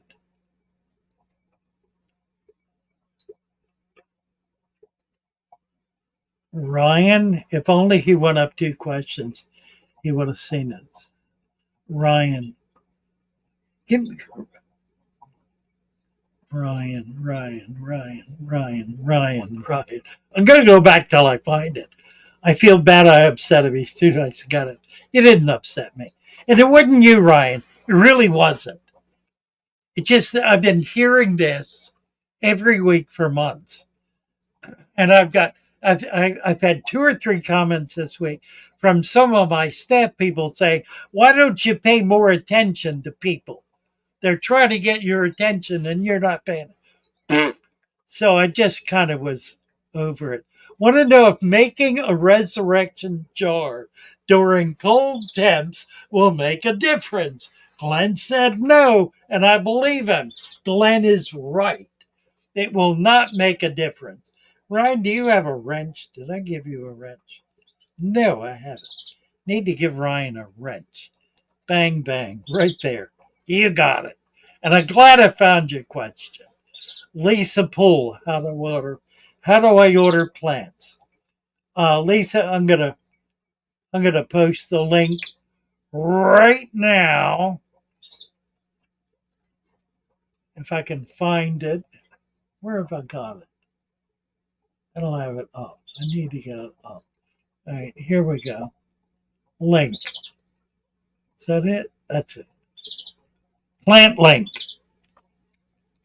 Copy. Whoops, that wasn't copy.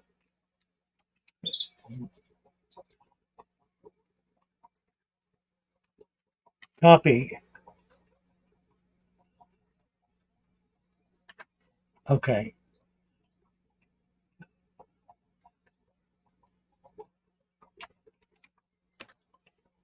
There.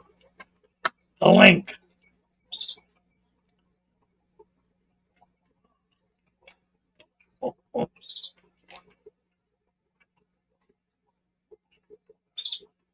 All right, let's move down a bit. Did we do Ralph? We didn't do Ralph. Let me get over here and find Ralph. Where is Ralph? Ralph is at 657 or so. 657. Mud? It's above mud. There he is.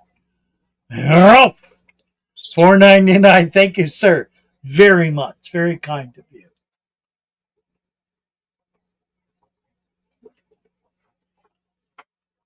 Thank you, Maria. I love being live. Yeah, I like it better than anything. I like it better in videos. Um,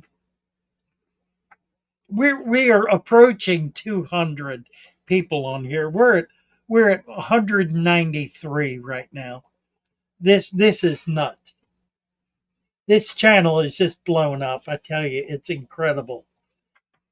I was looking at a website today I'd never seen before. And I can't even remember the name of it. But I was astounded. It's a guy who's been around for 10 years. He's got 350,000 subscribers. And his content is brilliant. He's a fish keeper. Brilliant content. I signed up right away. And then I checked his activity. His viewership is 10% of mine. I was shocked. Well, he's been around 10 years.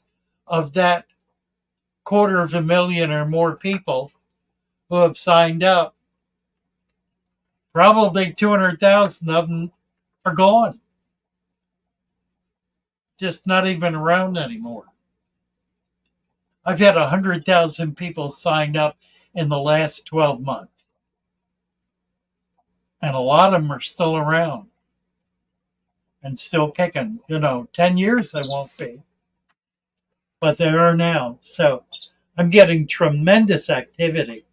And it's a thrill. I got to tell you a story. One of the things that does not come through about me, and you'll see a little of it in the video that's coming out. What I'm trying to do is expose myself in ways that will make it clearer who I actually am. That's part of the reason I got rid of the beard, because I wanted to be able to be more authentic, and that was so much a caricature that I just didn't want to do that anyway. I've been waiting for my check to be deposited in my bank account from Google this month. Now the cutoff date is the 21st. On the 21st of the month, that's the cutoff date for earnings. Whatever you've earned up to that point, that's what goes out. So the money is always there the 22nd or 23rd. Well, I went and looked. I looked on the 22nd. Wasn't there. No big deal. 23rd. Still not there. 24th was Thanksgiving. Of course, it wasn't there then. Friday, still not there. Now I'm starting to get worried. 26th Saturday, not there. 27th Sunday, not there. Meanwhile, I call up YouTube, text, talk to the guy. How come? How could you check and see if my money has been sent out? He said, "Well, we have 6 days to get it to you. Contact your bank, see if it's there." And I said, "Well, I looked at the bank and it's not there." So by this morning, I was approaching full-blown paranoia, convinced that someone had gotten into my account and changed the bank information and had the money sent to them.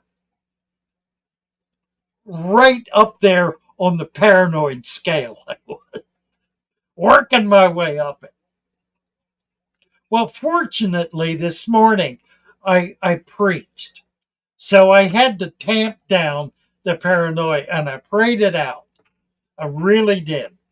I went into the pulpit. I'm going to post that sermon. It went on half an hour and there was no ranting. It was focused and it was a joyous experience and it was a challenge. And I got all of that out of me and realized it's all in God's hands. It doesn't matter. It's whatever happens, happens. Nothing horrible is going to happen to me. I've got money in the bank. I don't need to worry about this. So I came home and I went back. Why did I do this?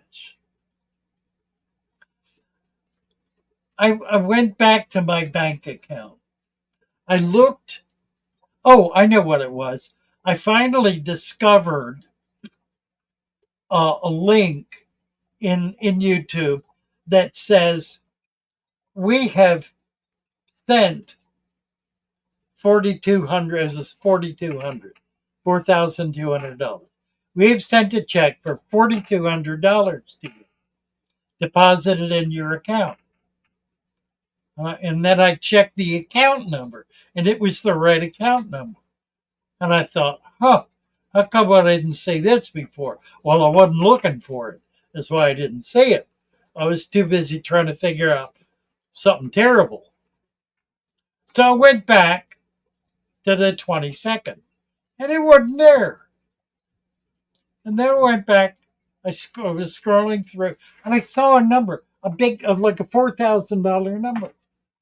And I went back and I found it, and it was posted on the 21st. The very day it was drawn, it was posted to my account.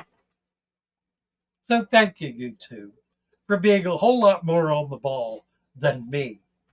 That's the story. So I'm a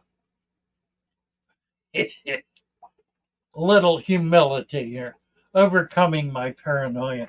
I'm too old for this. I mean, it's ridiculous to act like a kid. Well, that took forever. Now where are we? 5,000 more comments, probably. We're at 191. We dropped down to Stan. I have new storefront, right? Even said I'm doing a great job. Oh, well. Thought he had a store in Venice. I did. It's been closed for 20 months. Is that right? A year? No, longer. Maybe not. I've been here in Florida. How long? I've been here and in Maryland. I've been in Maryland 12 months in June. This is 5 months later, 17 months, plus a year before that, so 29, almost 2.5 years. Shop's been, I found a picture today. Wonder if I can show it. It's, I'm going to post it. It's of the building with that wonderful mural, half painted over in white, just whitewashed. Terrible. All right. Thank you, Ralph. Right. Shane Harris in Barbados. Barbados. I would say, what's there? That's a chain of islands. I was on, not Martinique, that's another one. On, what's the island? The island, Haiti shares an island with what other country? God, my brain. My poor brain. It just isn't there anymore. Haiti and somebody will post it. Anyway, that's the island. Not that island, but an island in the West Indies of the same name. Came Harris. Any tips for successfully keeping Suswasser tank? No, I don't. A friend of mine, Bill, who since passed, had a tank, a 10-gallon tank that was thick with Suswasser tank. It's the only plant he had in it. And I think that was part of the secret.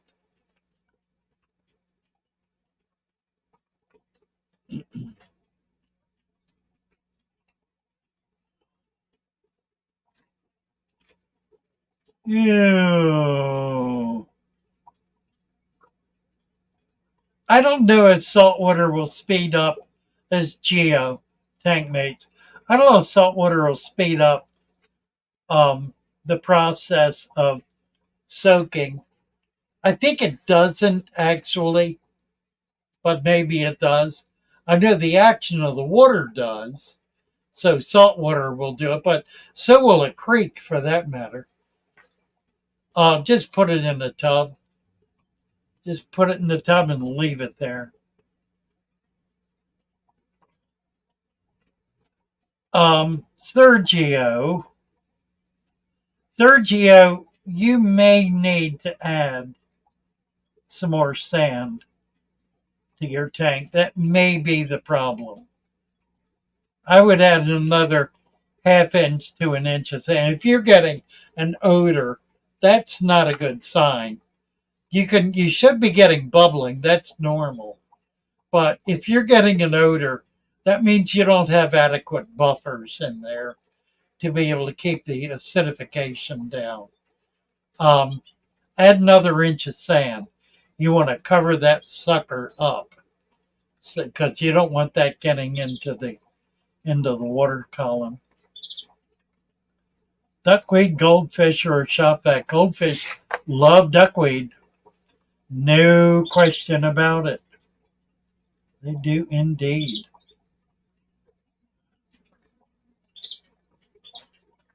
Darren Niles just made a contribution to the cause. There it is right there. Look at that. Thank you, Darren, for your $9.99 super sticker. Appreciate it very much. Water change day, says Chris Howell. Hispaniola. It's not what I'm thinking. Dominican Republic. That's, Dominique. I was on Dominique at a coral farm. Went to consult on a coral farm. Lord, this has been 10 years ago at least. Was there for a couple of weeks. Was able to do some incredible diving. Just amazing. It was like 50 to 60 foot diving. Wonderful diving. The Indies, the British West Indies, are stupendous dive sites. It's a mountain range, so you've got a lot of rock, and just huge varieties of coral and fish and inverts. They're really, really wonderful. Saw things there I've never seen anywhere else. And I've dove Cayman. Cayman is wonderful. It didn't compare to Cayman.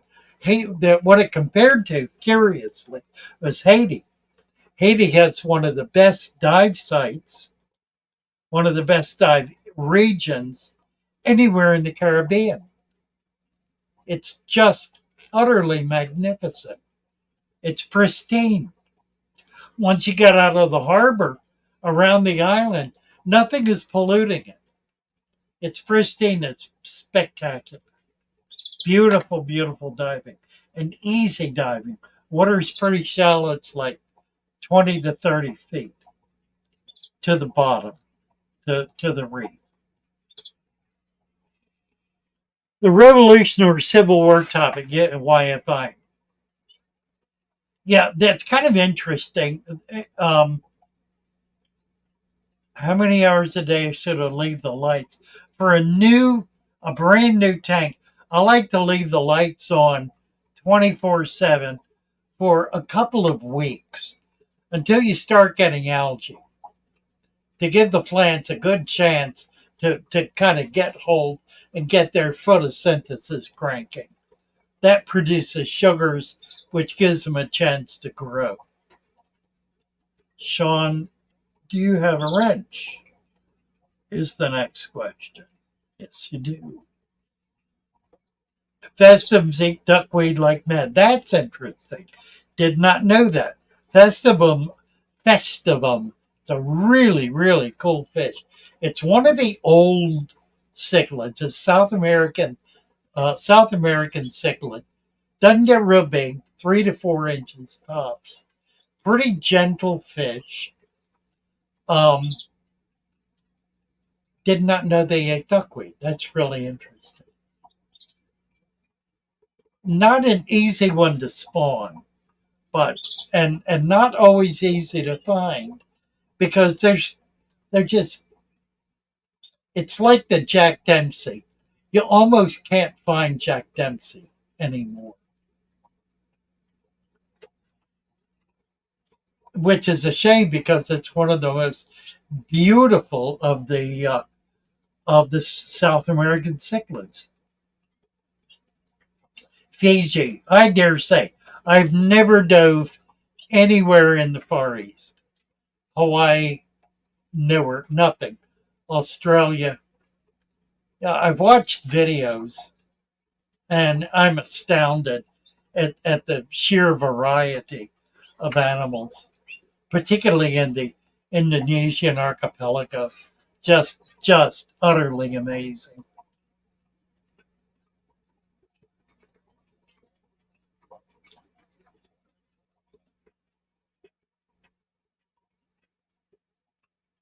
Dick Perrin, saltwater pioneer from Michigan. No, I don't. Started Tropicarium, mini reef. Nice. Huh. I know very few people, very few marine aquaculturists. I know some of the Florida crowd, um, and even not many of them. I've been kind of locked into freshwater most of my life. I've done some salt, and I've enjoyed it. I've had half a dozen reef tanks. I did have a pretty good sized reef section in my shop. I had about 1,000 gallons. That much, yeah, probably 1,000 gallons, 2, 4, 6, maybe not quite. And I've done a lot with it. A lot of inverts. Romulus. Let's see, where are we? We're at 7:35. We got time yet. What happened to my chin? What do you mean, what happened to my chin? What look like happened to my chin? Nothing happened to my chin. I turned 83. That's what happened to my chin. It's all kind of dropping. Look at this. I have wattles. Well, you know what wattles are? It's what turkeys have. I have wattles.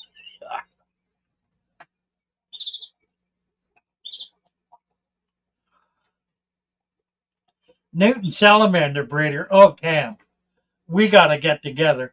I am more than anxious to set up a terrarium with salamanders and newts for that matter. If you can get over to send me a contact information somehow, however you can do it, on Discord or just as a comment in a video, anything. If you're breeding newts and salamanders, I need to talk to you. Ivan Del Moral says, I have goldfish. They eat many plants. Please tell me which plants. My go-to plant for any plant eater is hornwort. It is so indigestible, and it grows so well. It's really a great plant. You can stick it in the ground. You can let it float. Um, it grows sort of like an acris, like in long chains that break off. It's not a particularly beautiful plant, but it's a plant that will do a nice job of absorbing nitrates in your tank and providing cover for your, particularly for baby fish.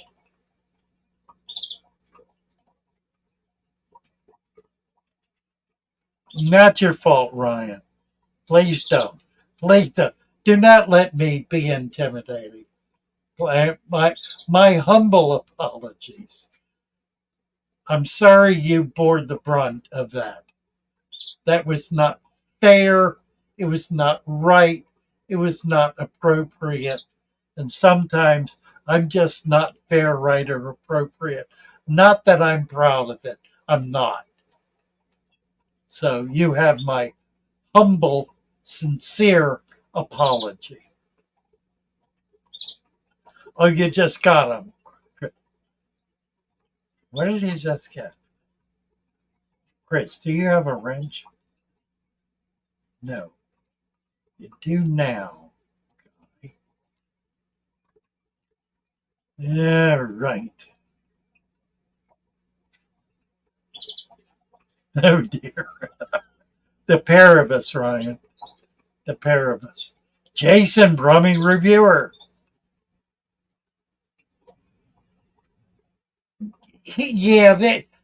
I caught a lot of flack over my comment about keeping tropical fish at 82 degrees.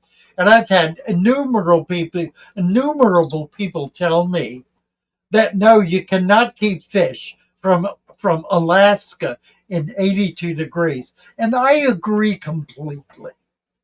You can't even keep fish from the Arkansas mountains in 82 degrees. They won't live. But you can keep any tropical that exists in 82 degrees and it will thrive. And that was my only point.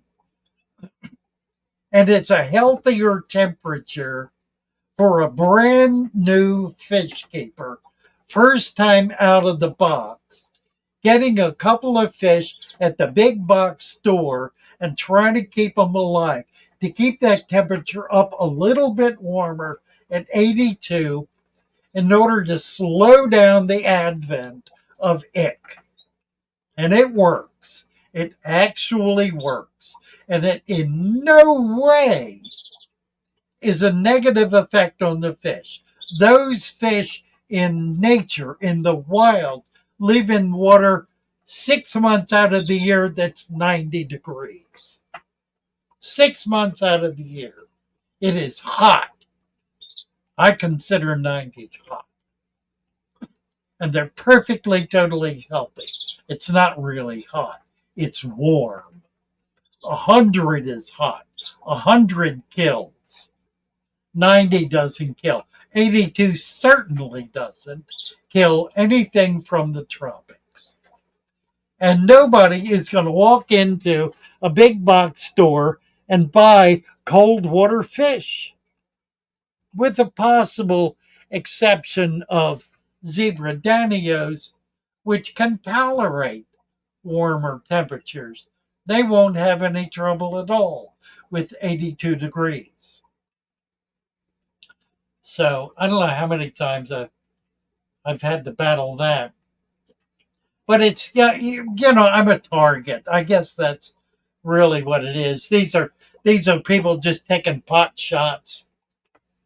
And if I determine that they're just being hateful, anybody being hateful on my channel gets shut down. No second chance.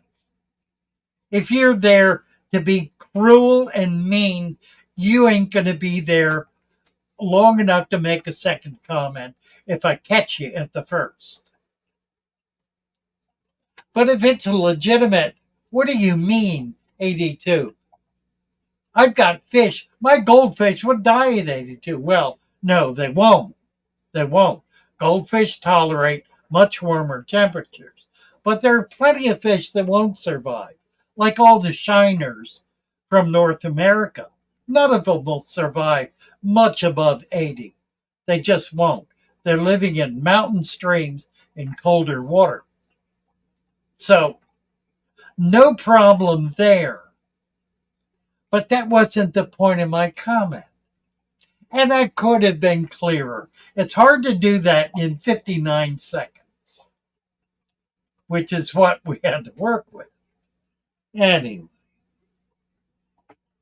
that's like the other one I catch a lot of flack for is complaining about those who complain about keeping bettas in anything smaller than a 29 gallon tank, 20 gallon tank. I was going to say something ridiculous, but that's ridiculous enough. And my concern for that is, number one, it's ridiculous. And number two, these are people who will never own more than one or at most two bettas at any point in time. And so they don't really have an interest in bettas, not in the life cycle of bettas, not in raising bettas, not in breeding bettas, not in improving betta stock or trying to get new color variations or new finnage. They don't have any real interest in bettas. It's a little curio. It's an oddity. And their curio, their oddity, they like to keep in a nice big tank. And it just makes me a little crazy. Yeah. David says, I read hornwood can affect the growth of other plants. And I just lost the comment. Glad I got that much. Yeah, I think it probably does. 82 is hypothermia for humans. Got that right. The greater queller is here. Gonna get a wrench. Yeah, I don't have hornwort in any of my tanks. But I know hornwort is a plant that will do well in tanks that have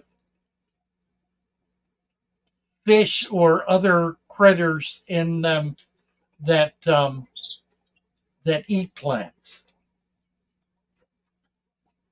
Motor City, I think I was talking to Josh about getting CPD from you. Oh, Motor City. Okay.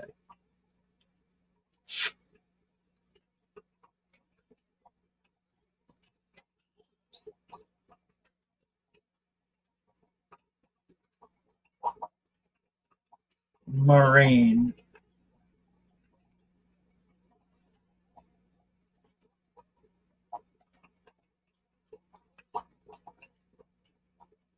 Daughter has comment. Can I put platies with them?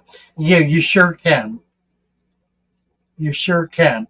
Now the comets are going to get pretty good size, but then platies get pretty good size too. A platy will get 4 inches. I've got some here that are 3 inches.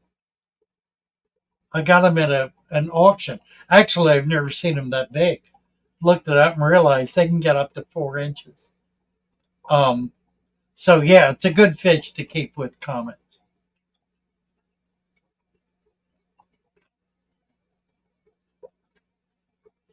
Greg Williams, 82. Glenn Smith, 82. Fish Fam Link is here. Chris has got a $3 donation there. See if I can find it.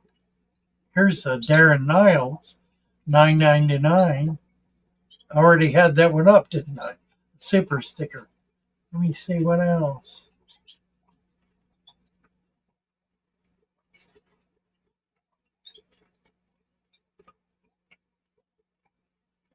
Lord, how many comments have we had? This doesn't count them here. Once it gets posted on YouTube, it'll tell me how many. Oh, it's well over 1,000. I don't see the $3 super chat. There it is, right there. Chris, what's the easiest live plant to grow? Vallisneria, corkscrew val, jungle val, these little micro swords, they grow pretty well. Most sword plants grow pretty well. Anacharis, certainly. A lot of the stem plants are pretty easy to grow. Some are not. Some are tougher. Ludwigias, generally, if you got fairly decent light, Ludwigia is pretty easy to grow. There are a lot of plants. The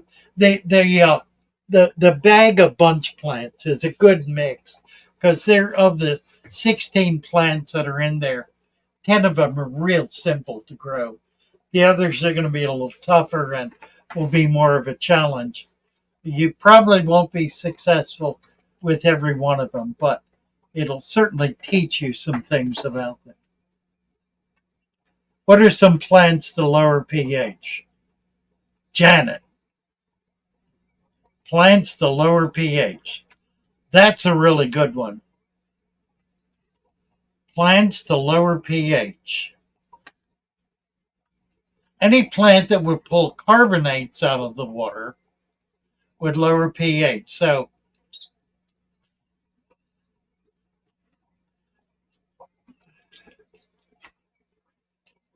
there are some algae,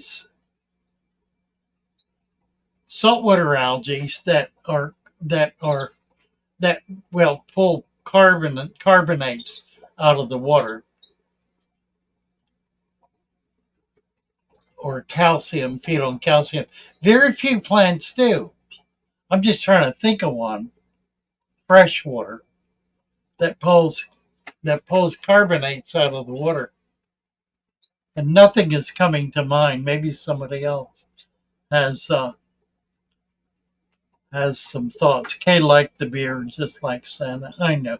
I was asked to be Santa this year until they found out the beard was gone. Then the invitation was withdrawn. GNC, hello GNC. Nice to see you. If you are wrench. Let's see what else. Do-do-do-do.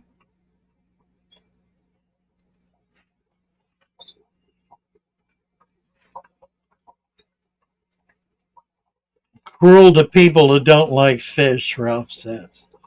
He is. He says he is. Super Venom 25. Please look at my comment about Amazon swords. Asked multiple times over the course of the stream. Okay, let me try it. Serpent Venom 25. Give me a timestamp. Well, never mind. I'll just look for it. Super Venom Gonna go King of DIY, he says. Super Venom. How large are the Amazon swords you sell on arrival in the assorted medium package? Good question. Yeah, and thank you, by the way. That's a really good way to get my attention. You'll have to ask the same question over and over. Just make a little comment. You missed my 10 attempts to reach you. Please scroll back and find my comment.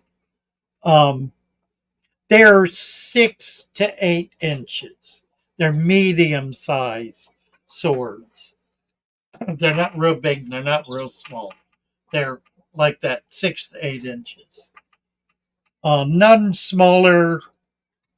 Occasionally, some have a longer stem and might be longer, but that's the average size.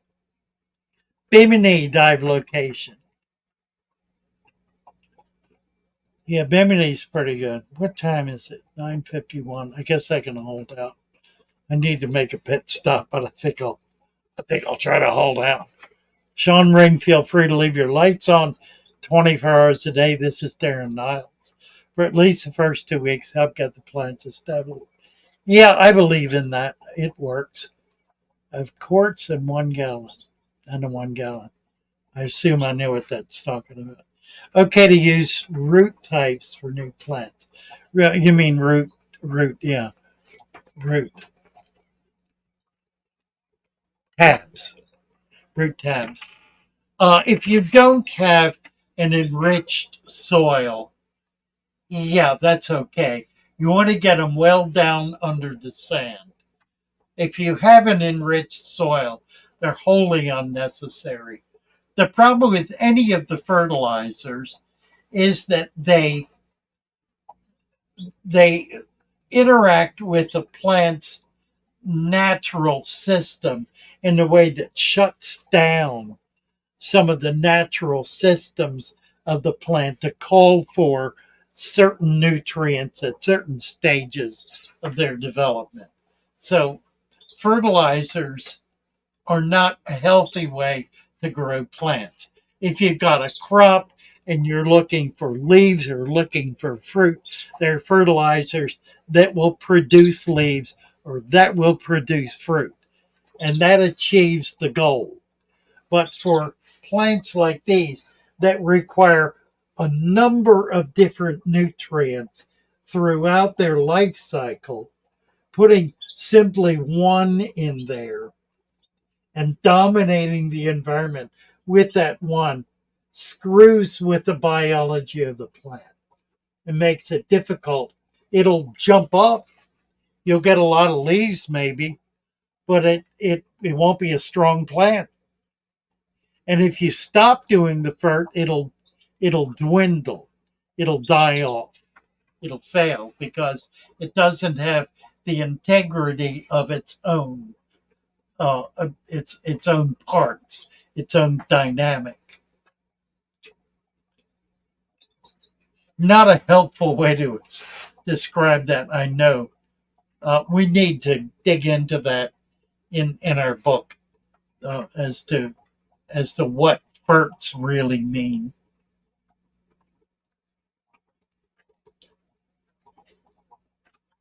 Let's see. Mohammed had a question. Let's see if I can find it.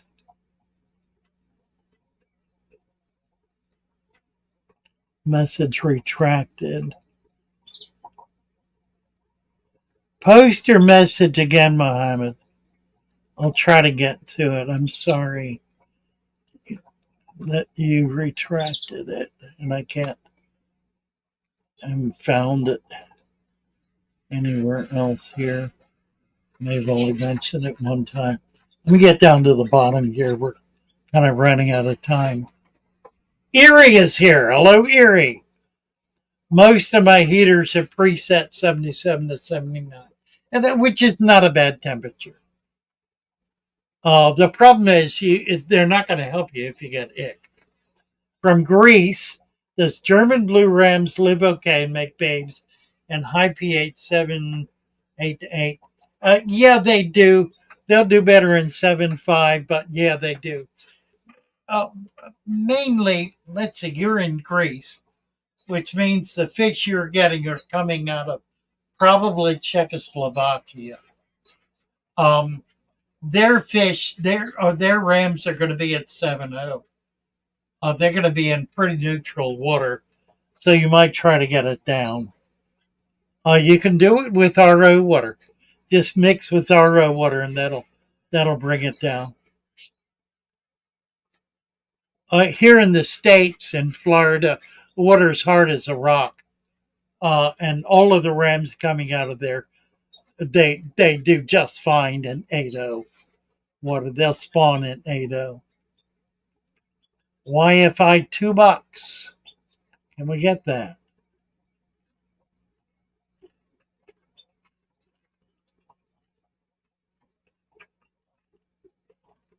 Whoa, what's that?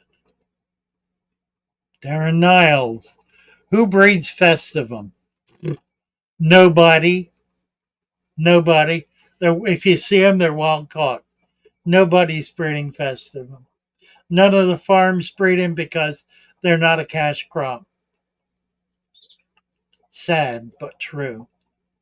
You might find local hobbyists in a club that'll have them.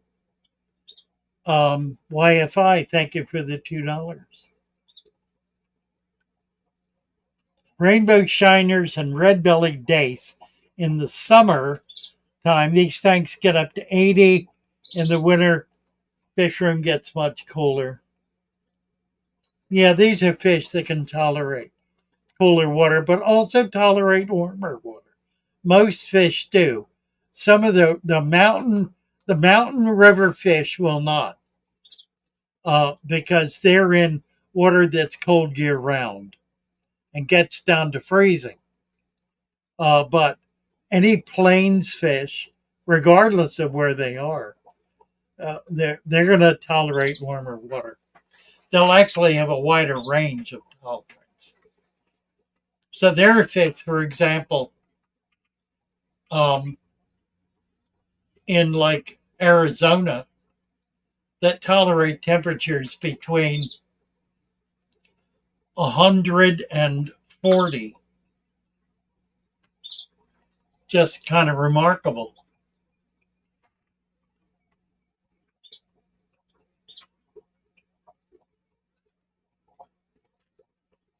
All right, we're getting down to it here. Let's see. White clouds don't like warm water. Generally, though, that's right. You know, white cloud mountain minnows that's really a cold water fish. They can tolerate 80, low 80s. You get much above that, and they're gonna struggle with it.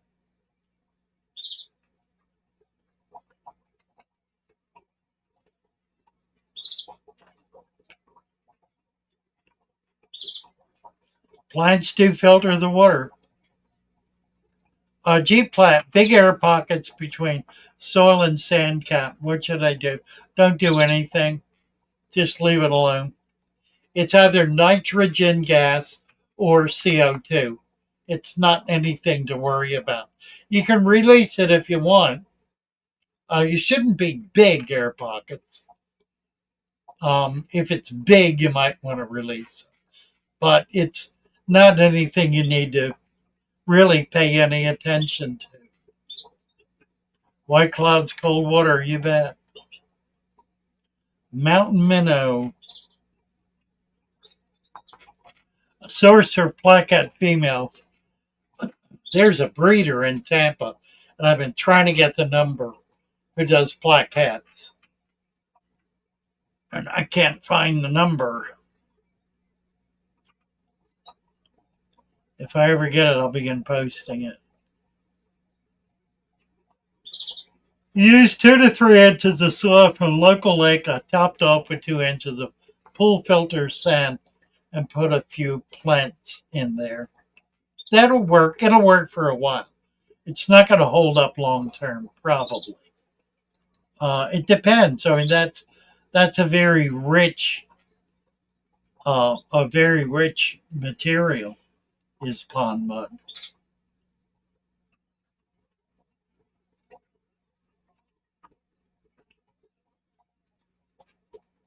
All right, my friends, we're at 8 o'clock. Been here for a while. Shogunai, what temperature should I keep an 8 long vase tank? It depends what's in it. What I would do, depending on the fish, I wouldn't try to put a heater in it. I would simply maintain it at room temperature and only put things in that'll be able to tolerate that kind of variation. But room temperature is not going to get up to 80 typically. It's going to be 65 to 75 or so. So, like the mountain minnow we were talking about is a good choice. There are a lot of little tetras too that'll tolerate a cooler temperature like that. All right, we're done. Sorry, everybody I missed.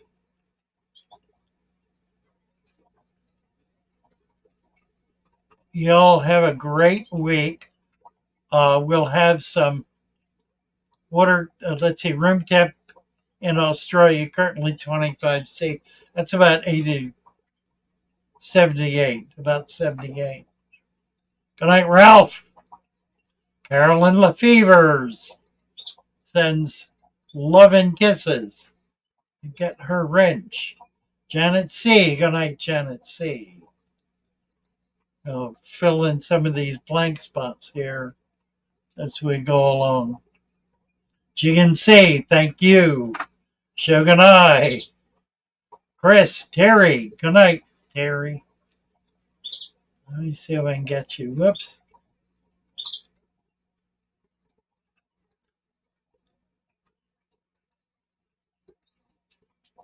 Nasher.